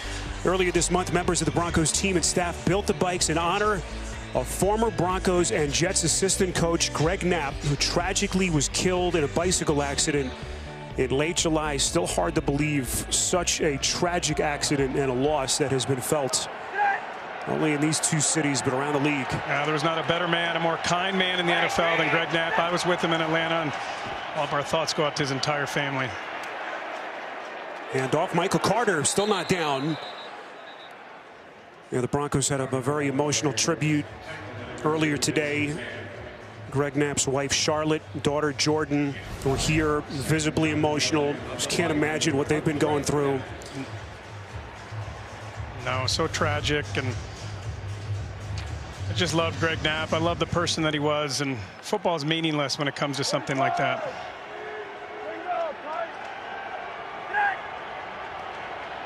Well, can this Jets offense generate points? 2 run plays, and good ones at that. Carter again. One other thing for the Jets, we mentioned Jamison Crowder still yet to play this season, on the COVID list week 1, now dealing with the groin. Denzel Mims, healthy scratch, Jay, for a second straight week. Yeah, here's the tempo that I was looking for. Quickly get to the line, run the quarterback sneak. I'd like to see them keep doing that. It simplifies things for your quarterback. It doesn't allow the defense to communicate as much. It doesn't allow them to substitute as much. Try to get Zach Wilson in a rhythm. It hasn't been successful yet offensively, what you were trying to do, your scheme that you came into the game with. So why not try something else? There's Mike LaFleur, 34-year-old offensive coordinator. Goes back a long way with Robert Saleh. On that same San Francisco staff under Kyle Shanahan. And not that time. Carter is blown up. And how good has this Denver defense been? It's a loss of 7. Draymond Jones getting there first for the Broncos. This entire defensive line has been getting penetration, pressure. Watch him just come right through that gap. They're trying to zone block, but he beats the offensive line to the spot, and then a big stop, knocking the Jets back. Jay, every time they've taken one little baby step forward, they've taken 2 steps back.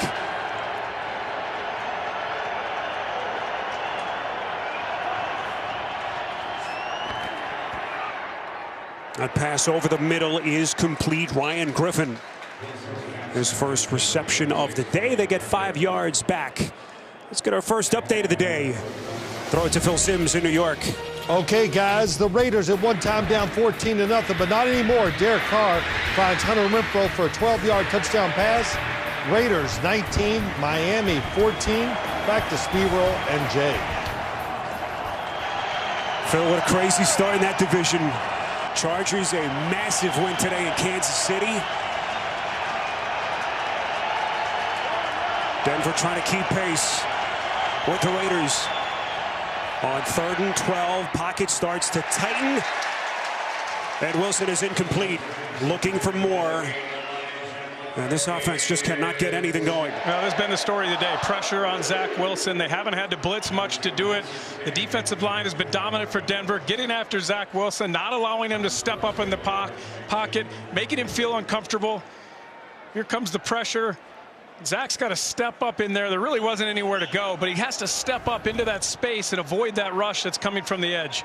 He's going to continually see that throughout his NFL career. Well, he's had to face Bill Belichick and Vic Fangio now in consecutive weeks. Yeah, not an easy task for anybody. Welcome to the NFL, Rook. Deontay Spencer spinning his way out across the 20, gets close to the 24-yard line after the 49-yard punt by Morstead. 3 on the return.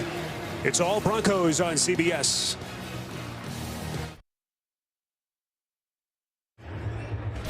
The NFL on CBS is sponsored by Just for Men Mustache and Beard, a fuller gray-free look in 5 minutes. And by McDonald's.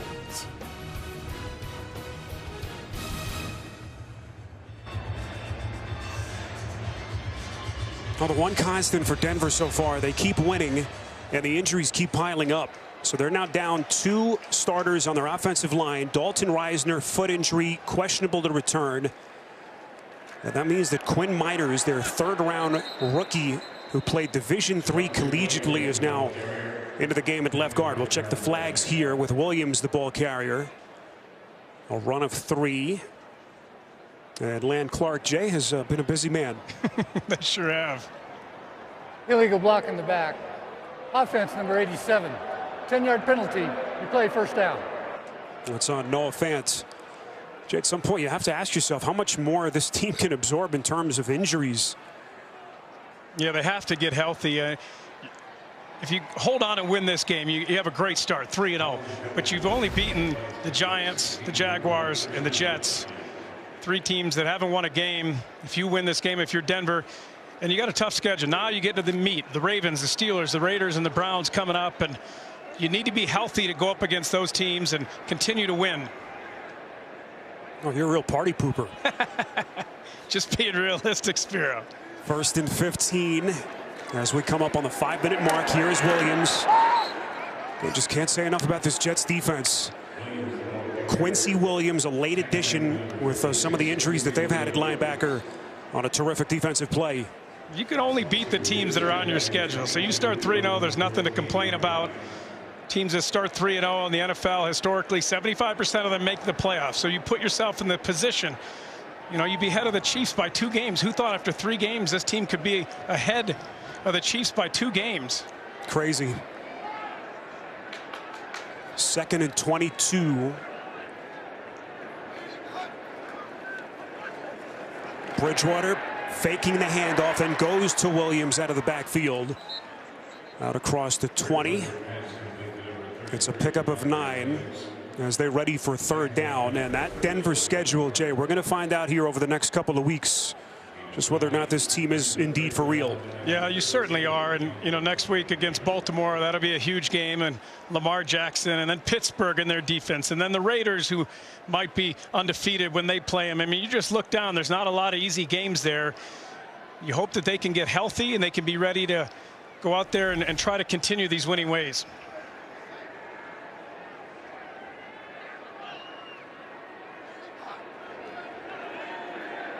Bridgewater on 3rd and long. We know he can run it. Tucks it away. Cuts back. Don't want to see him taking those kinds of shots. No, you certainly don't. C.J. Mosley was there for the Jets. And the Broncos will punt. Smart by Teddy not to throw the ball and put it in a situation where you could turn it over. There wasn't anywhere to go with that ball, but you don't want to take those kind of hits if you're Teddy Bridgewater. Trying to get the first down, it's not there. Get down, avoid those big hits, and stay healthy yourself. You've seen all the injuries they've had already. He hasn't taken many shots. He's been so smart with his body, especially coming back from that devastating leg injury. No, that was close. That was tipped.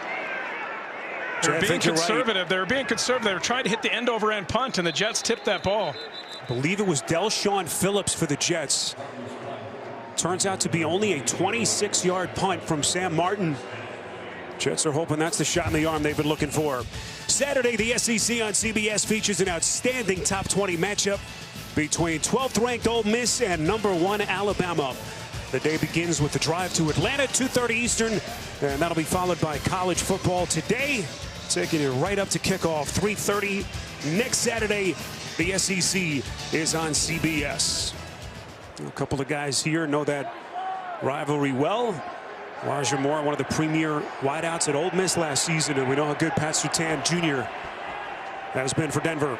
Here is Moore right on cue. It's a hard hit. And Alexander Johnson taking over defensive play calling duties from Josie Jewell. Jay, he's been all over the place. Yeah, he certainly has. And they had such continuity in the interior of that defense with Johnson and Jewell, Justin Simmons, Kareem Jackson playing consistently day in and day out. It's tough when you lose one of those solid linebackers in there. But again, Strnad comes in. They have depth there, but it's being tested. That right there tells you the story. And what has been a miserable day of offense for the Jets. 2nd and 7. Wilson's pass is caught. Berrios in the sun and going airborne. That was not as easy as it looked. They pick up 22. Bryce Callahan on the tackle. What a pass and an even better catch. Well, finally they find Berrios. He comes all the way across the field. This ball came out wobbly. I thought it might be in trouble, but Berrios comes back to the ball and makes the catch.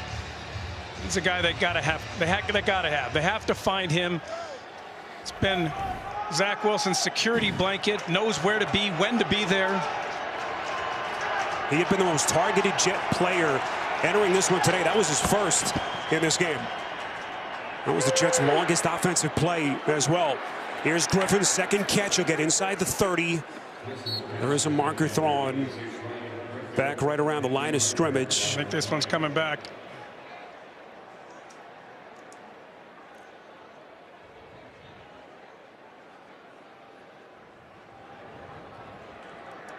Ineligible player downfield. Offense number 75. 5-yard penalty. Replay, first down. Jets just can't get out of their own way. Elijah Vera Tucker, the man penalized. And we're going to see a little bit more Ryan Griffin here. Jets have told us that Tyler Kroft is out with a chest injury. So the Jets get a little bit thinner offensively. It's been a sloppy day with penalties. You remember they had the delay of game penalty on a 56-yard field goal that negated the points. They had the penalty on Eccles that set up the touchdown. And whenever they have an opportunity, the Jets have kind of shot themselves in the foot. And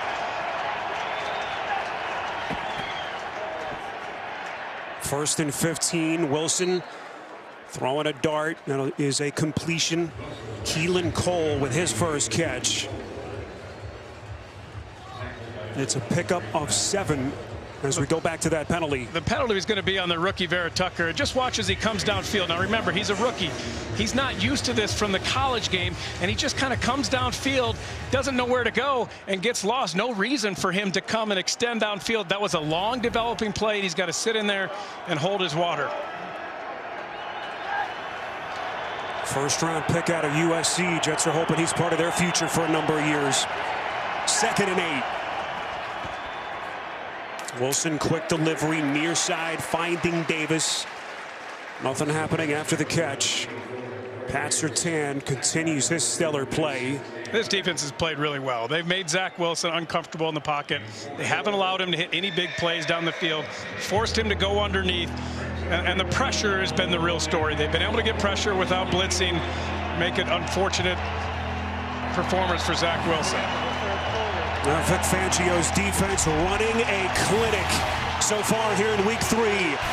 Miller, Reed, everyone get in on the party for Denver.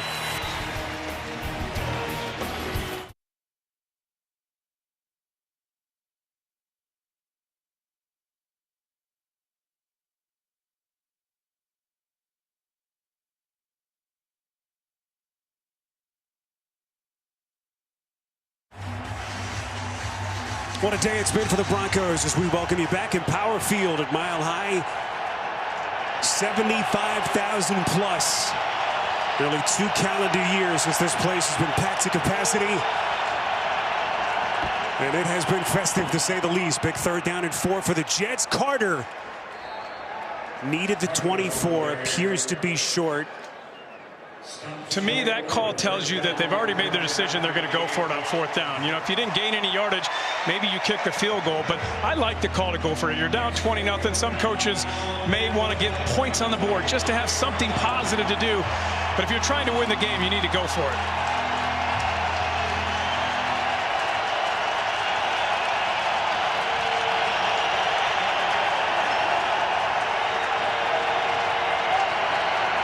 Interesting, empty backfield, 5 wide. Wilson, quick cross, incomplete. Right through the hands of Johnson. Second time, Spear, you've seen a running back not be able to come down with a pass from Zach Wilson that would have gotten him the 1st down. That was an accurate pass. Here's Johnson coming underneath. It's there. That's going to be a 1st down, and it hits your hands. You know, what more can you ask Zach Wilson do? He's 14 for 24, only 97 yards throwing, but he's had a number of plays that should have been 1st downs and extended the drives. Instead, they were incomplete passes because of drop balls. He hasn't turned the ball over, and coming in, they knew that they had to play smart and not turn the ball over, but his teammates have to pick him up. So great to have you with us, Spiro Ditas, Jay Feely, Gene Steratore. As the Jets turn it over on downs, Gordon to the 30. Our producer Jason Ross, Jim Cornell, our director, rest of our CBS crew here from Denver. Jay, you wonder, the shadows over the middle of the field, did that play a little bit of a factor? Could be, but you have to make the plays. And at the end of the day, you have to go out there and make the plays. And I think the player would tell you that as well. Coming in, we knew they had to run the ball. Well, only 43 yards rushing for the Jets. They've struggled to run the ball. They haven't done what they wanted to do offensively. Zach Wilson hasn't made the big mistake, but they haven't scored any points.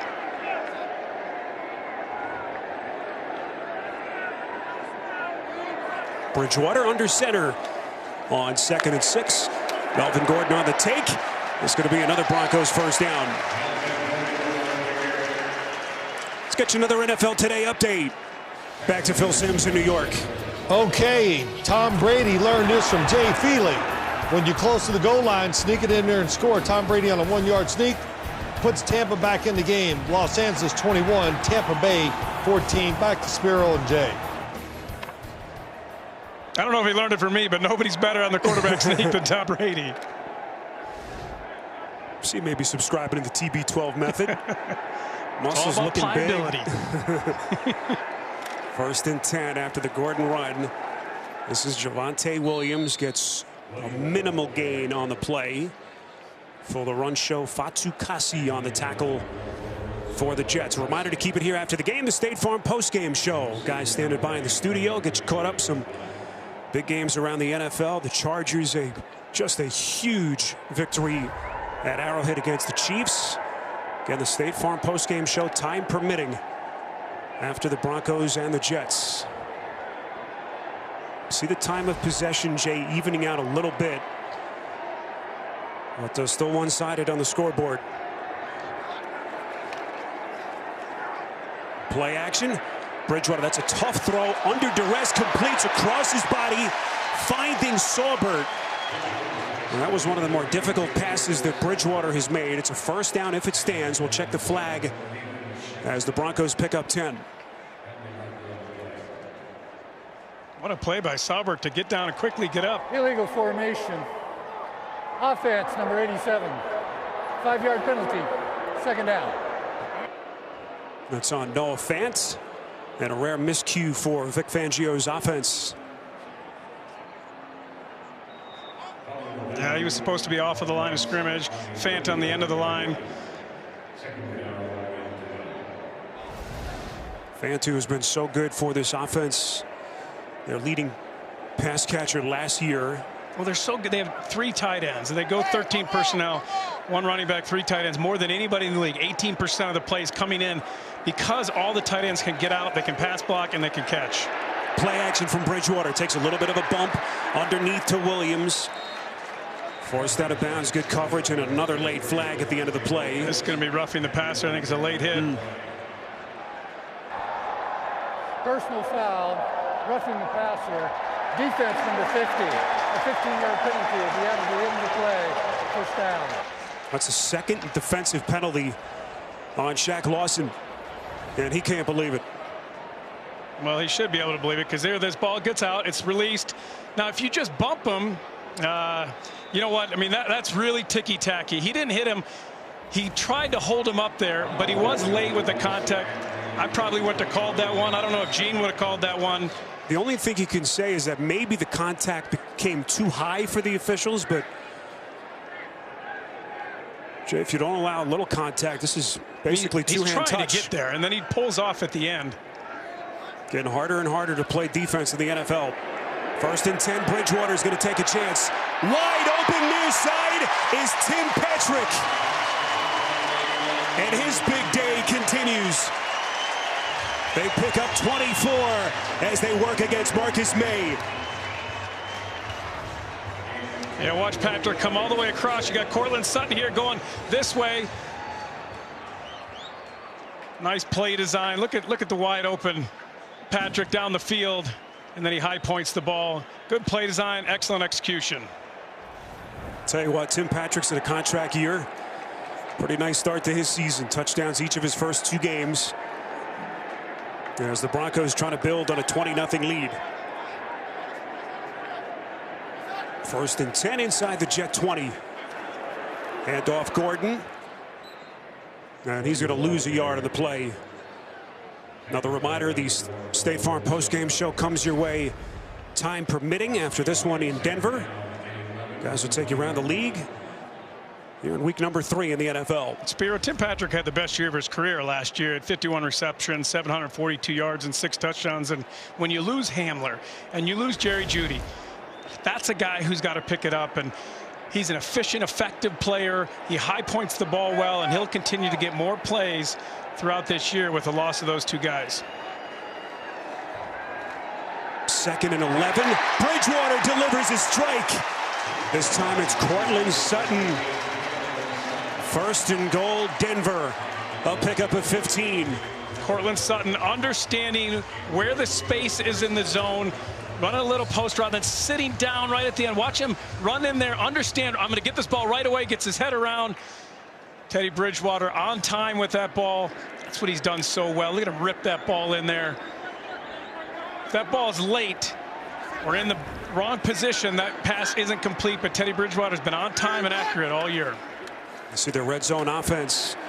Hand off to Gordon. That's the other thing about Bridgewater, Jay. You just can never seem to speed him up. He's always under control about how and calm he composed. was and composed he is, not only on the field, but in the locker room, on the sidelines. He's such a veteran presence. And, you know, Von Miller, he said to him when he first got there, he said, "Are you all about ball?" He said, "I'm all about ball." And that's all Von Miller wanted. Give me somebody at that position who's all about football, who comes in, who studies, who's focused, and then goes out there and executes on the field.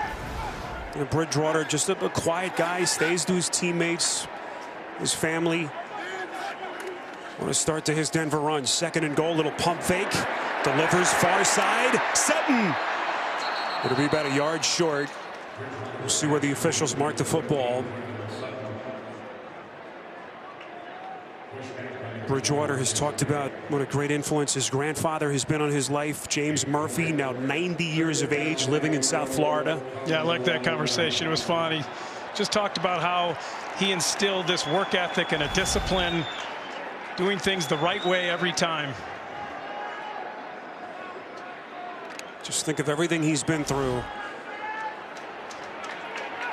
Saw his football mortality in summer 2016. It was a stretch he didn't know if he'd ever play football again. 3rd and goal. And that Jets defensive front getting the push they needed. Javonte Williams going backwards. Denver got a little cute there. They brought an extra tackle in. They got a tight end on the line. They try to go the opposite way. Excellent penetration by Fatukasi. And then a stop. You got to find small victories right now if you're Robert Saleh, and that's a small victory. You're able to get a goal line stop there, force a field goal, even though it's going to be 23-0. He talked about, you know, what I needed to do as a coach, the consistency that I needed to have, one of his core philosophies, and just how it's tested when you lose and when you're not winning. Those convictions certainly going to be put to the test as his rookie year as an NFL head coach continues. 23-0 Broncos in front.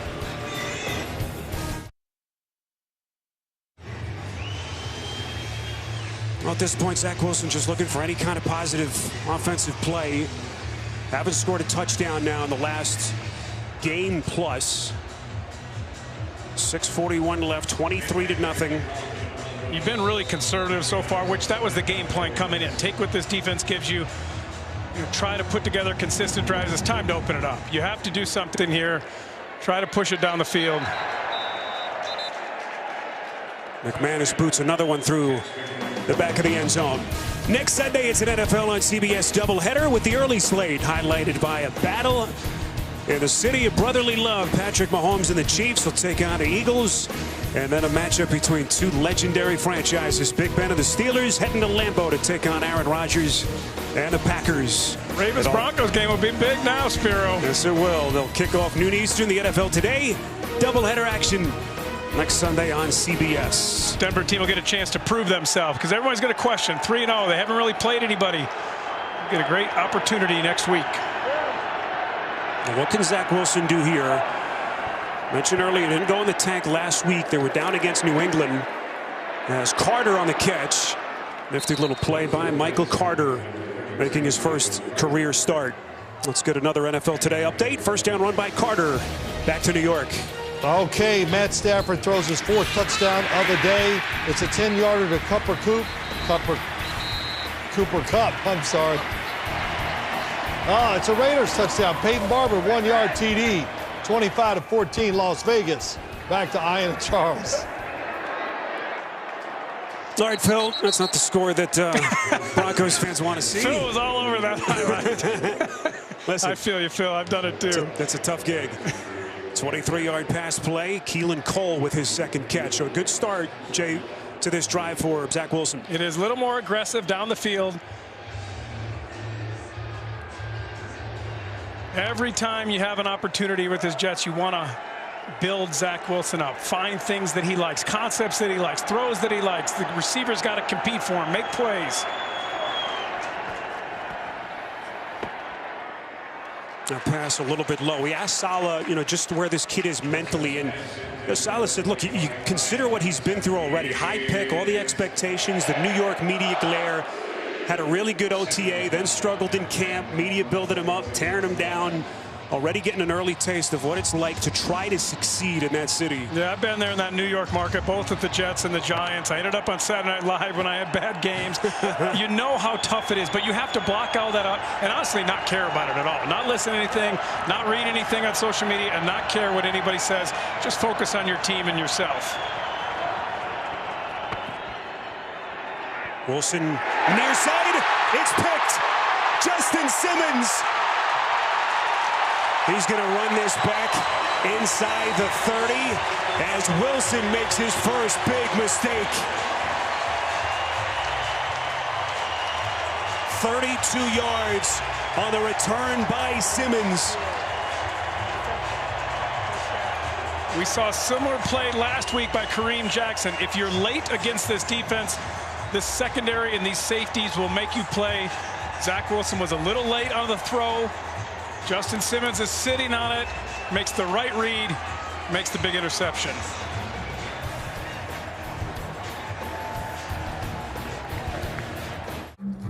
We did it again. Verizon has been named America's most reliable network by Root Metrics. And our customers rated us #1 for network quality in America, according to J.D. Power. #1 in reliability 16 times in a row. Most awarded for network quality 27 times in a row. Proving once again that nobody builds networks like Verizon. That's why we're building 5G right. That's why there's only one best network. The NFL on CBS is sponsored by Liberty Mutual Insurance. Only pay for what you need. Verizon. 5G built right. And by KFC. Order on KFC.com or through the app.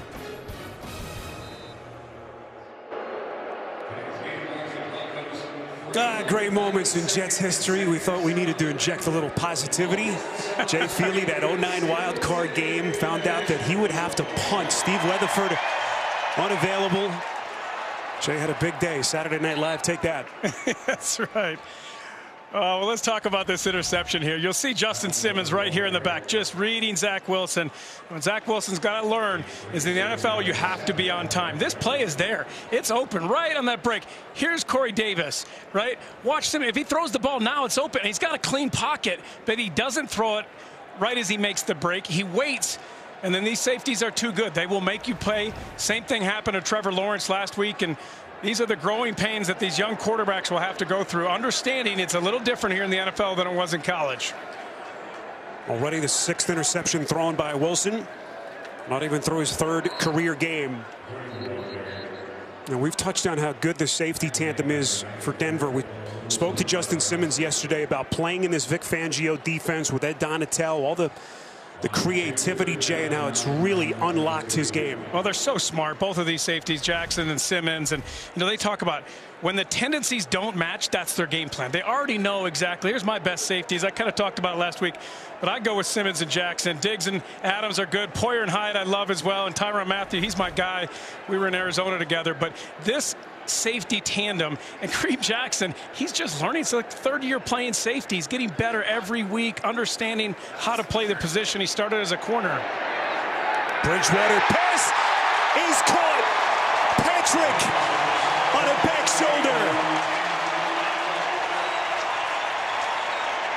Masterful.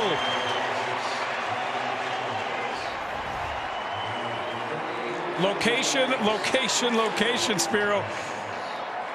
Outside shoulder of your receiver where only he can catch it. The ball isn't in danger. Being aggressive, but being smart with it. Your accuracy was perfect for Teddy Bridgewater, and this is 3 weeks in that we've seen this Teddy Bridgewater not putting the ball in jeopardy, throwing with accuracy and conviction. The offense looks really good. Teddy Bridgewater has been surgical. Little pitch to Williams. Football is loose, and the Jets have recovered.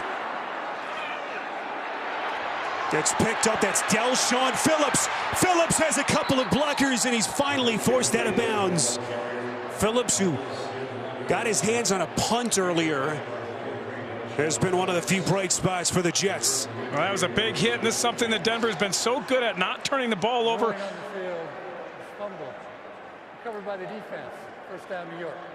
Coming in, best in the NFL, only one turnover. Watch this stick right here. Boom! Puts the helmet right on the ball. That was Quincy Williams, Jay, on the tackle. Textbook for the Jets. Yeah, nice play by Quincy Williams. But for this Broncos offense, last year, worst turnover differential in the NFL. -16, 32 giveaways to only 16 takeaways. They've been protecting the ball this year. Obviously, Vic Fangio not happy with that turnover, but that was a good play on defense more than it was a bad play on offense. And another chance for Wilson to get some points. How does he respond after the interception? Near side completion to Berrios. Well, these first-year quarterbacks had a rough day around the NFL today. Look at Justin Fields' first career start, and all three of those other guys lost. And my point would be offensive coordinators have to help your young signal callers. We talked about it last week in Jacksonville. I've talked about it here today. Justin Fields, he didn't get outside the pocket much at all today. They didn't move him around and take advantage of his athleticism. And when you look at Mac Jones, even though he threw 3 interceptions today, they do such a good job of understanding your strengths and weaknesses in New England and not asking your players to do things that are outside of what they can do. So they help Mac Jones be as good as he can be with the scheme that they ask him to run.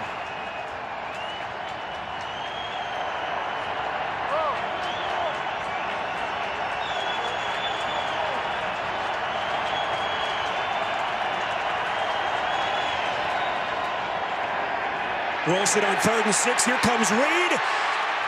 Wilson running for his life. Just throws it out of bounds.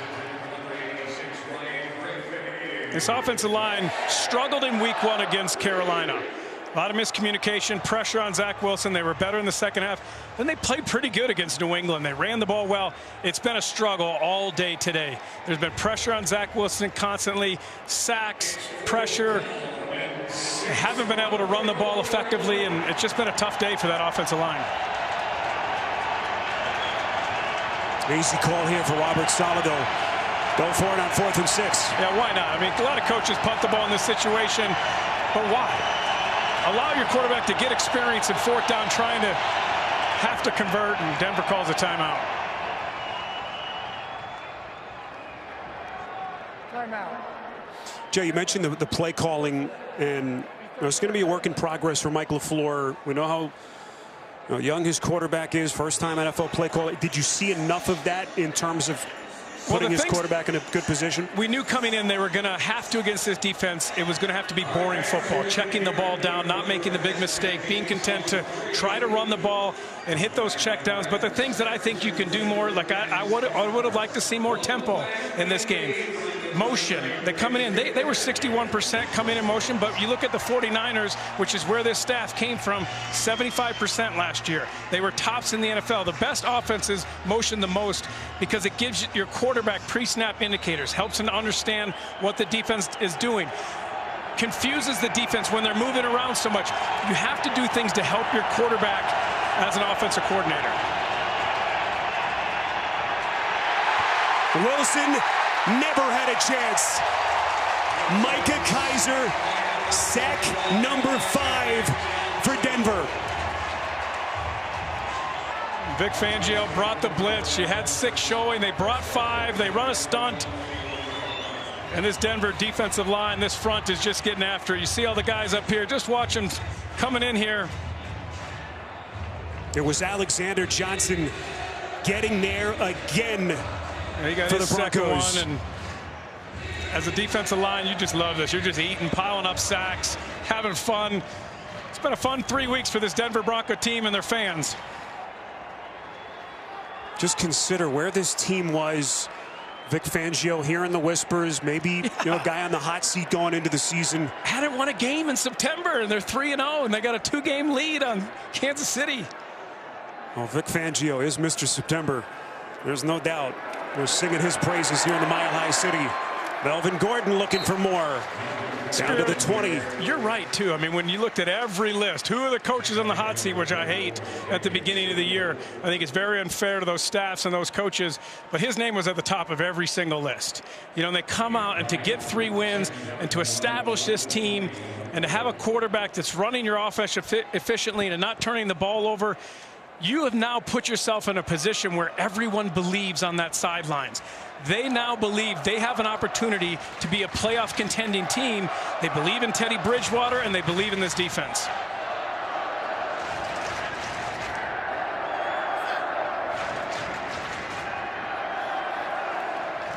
Quarterback keeper, and Bridgewater will have another Denver first down. Well, the big chance in this stadium. This love fest continues between this charged up Broncos fan base here in the Mile High City as they're a couple of minutes away from a 3rd straight win.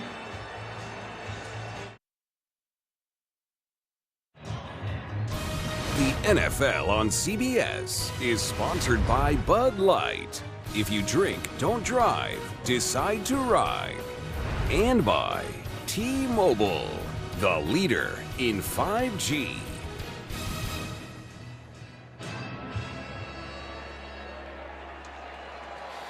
Tonight on CBS begins with 60 Minutes and a news-making interview with embattled Republican Congresswoman Liz Cheney.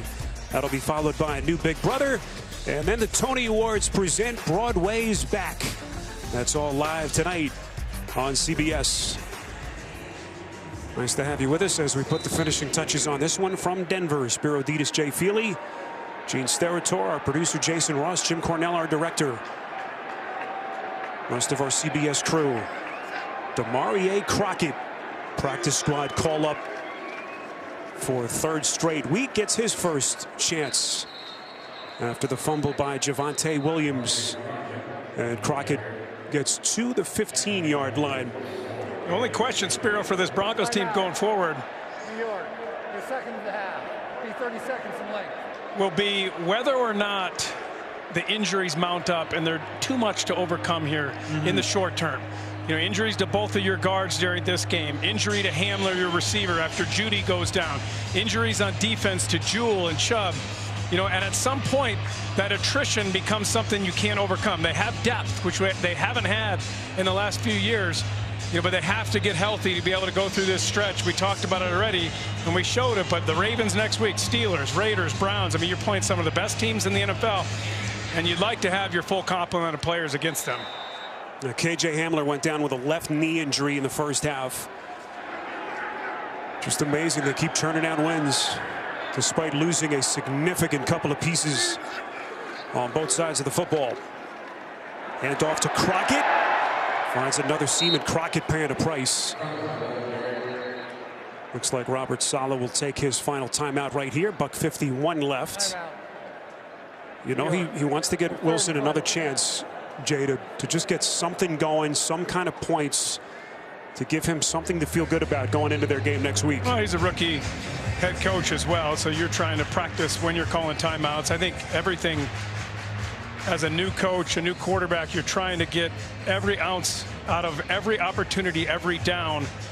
But this offense, they have to figure out how to help Zach Wilson. You have to have hot routes built in, and you have to have answers for what defense are doing when they have pressure. It's something that I've noticed as you went around the NFL, as I watched film the last few weeks, is that too many offensive coordinators don't have answers when there's pressure, hot routes for the quarterback, where to go with the ball when the defense is getting after you. 3rd and 3. Crockett stays on for the Broncos. And the Jets now out of timeouts. This will be a false start on Fant. False start. Offense, number 5. 5-yard penalty. 2nd down. Correction, 3rd down. Something this team hasn't done. A couple penalties today on the offense. They came in, this Broncos offense, leading the NFL in least amount of penalties. Only 2 against the offense coming in today. They have been extremely efficient as an offense.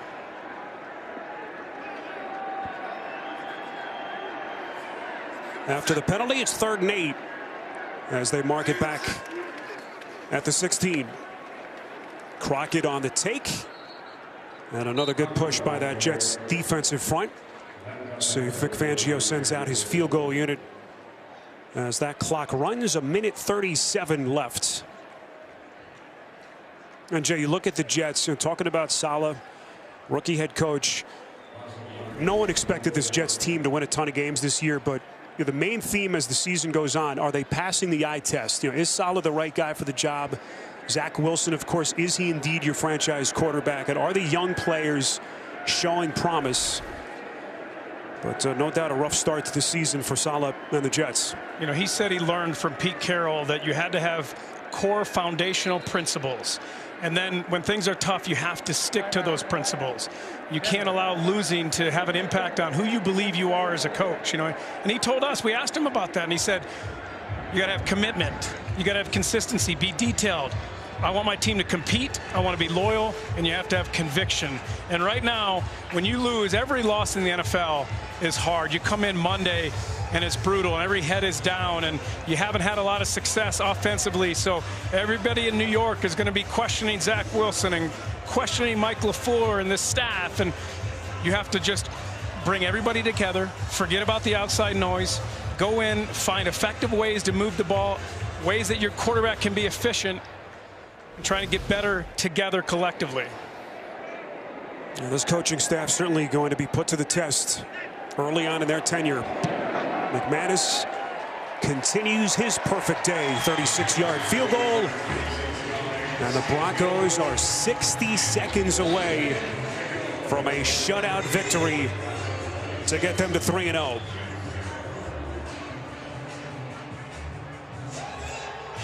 Spiro, they'll be a tough team to beat if you don't turn the ball over on offense.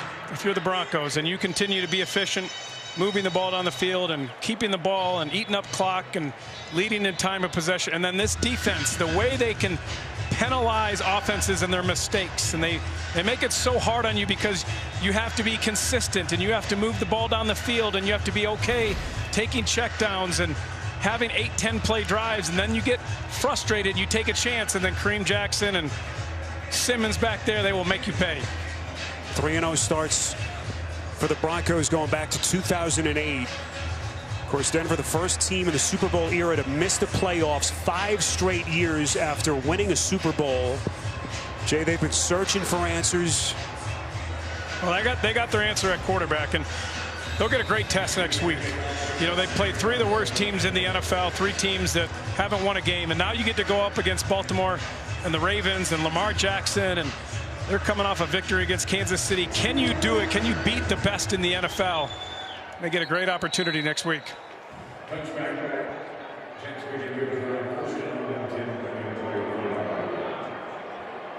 Oh, here comes Zach Wilson. One last gasp.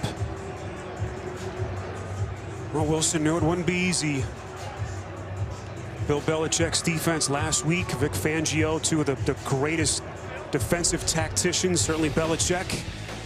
Jay, what did you see today from the number 2 overall pick? I saw a quarterback who was under siege, whose offensive line didn't pick him up, whose receivers down the field didn't pick him up when they had opportunities to make plays. And Zach Wilson made the one mistake. He was late on the pass, and Simmons made him pay. But everyone else on this offense, coaches included, have to look in the mirror and figure out how to be better to help their young quarterback. First thing everyone tells you when you ask him about this kid is his mental makeup. But we're going to see what kind of inner fortitude he has here as his rookie season will continue. Well, he can look around at the struggles of all the young quarterbacks right now. We showed it earlier, but Justin Fields, the struggles he had today, Trevor Lawrence and the struggles he's having in Jacksonville. You get drafted by these teams early, it's because they're poor, and a young quarterback doesn't just come in and make everything better. A pass from Wilson incomplete. Once again looking in the direction of Davis. Down to 49 seconds left.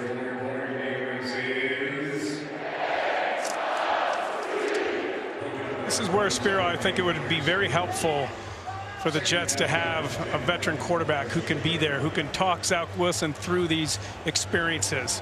You know, I mentioned earlier, but a guy like Josh McCown or Alex Smith, those kind of guys who have been there and done it, and just calm him down and help him not to doubt himself at all. And really, a guy like Greg Knapp, you know, that's what they brought Greg Knapp in, and, you know, the tragedy that happened, but they wanted him to be there for Zach Wilson. Wilson again facing the pressure. High pass. Nicely done just to get it out. That's Jeff Smith. Active for a second straight week. Again, no Denzel Mims. We mentioned it earlier. Mims a healthy scratch, and that has been a bit of a developing story for the Jets. They got to find a way to get him on the field. I mean, he's 6'3", runs a 4.4 40. You have a guy who can be a matchup problem, and yes, he doesn't understand. They said he's got to not know 3 positions, 2. He just needs to know the X and the Z. That's on him, and he said he had a good week in practice. But when you have a guy like that you drafted high in the second round, you have to find a way, even if it's just 4, 5, 6 plays a game, but you can't afford to not have a guy like that out there. There's another pick. This is off a deflection. It was through Berrios' hands, and this is Caden Stearns.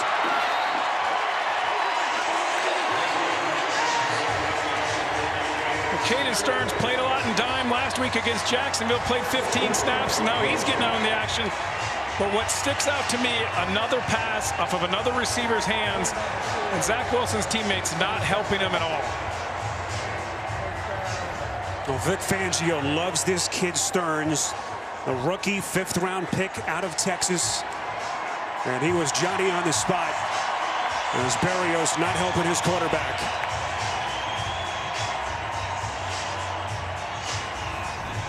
I expect Stearns to get a lot more playing time, and certainly after plays like that. Surtain gets a pick last week. Stearns gets a pick this week. Kareem Jackson, Justin Simmons, everybody getting on the action. It's a defense that can make you pay. Teddy B will take a knee. And the Denver Broncos off to their first 3-0 start in 5 years.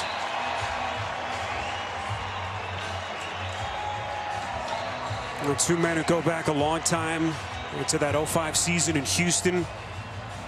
Vic Fangio, what a moment for him. And Robert Saleh will go back to the drawing board with his staff as they board the plane for that long flight home back to Florham Park. There's your final score, Denver 26, the Jets nothing. Tonight on CBS begins with 60 Minutes, followed by Big Brother, and then the Tony Awards present Broadway's Back. Now for Jay Feely, Gene Steratore, our producer Jason Ross, Jim Cornell, our director, Spiro Dedes saying so long from Denver. You've been watching the NFL on CBS.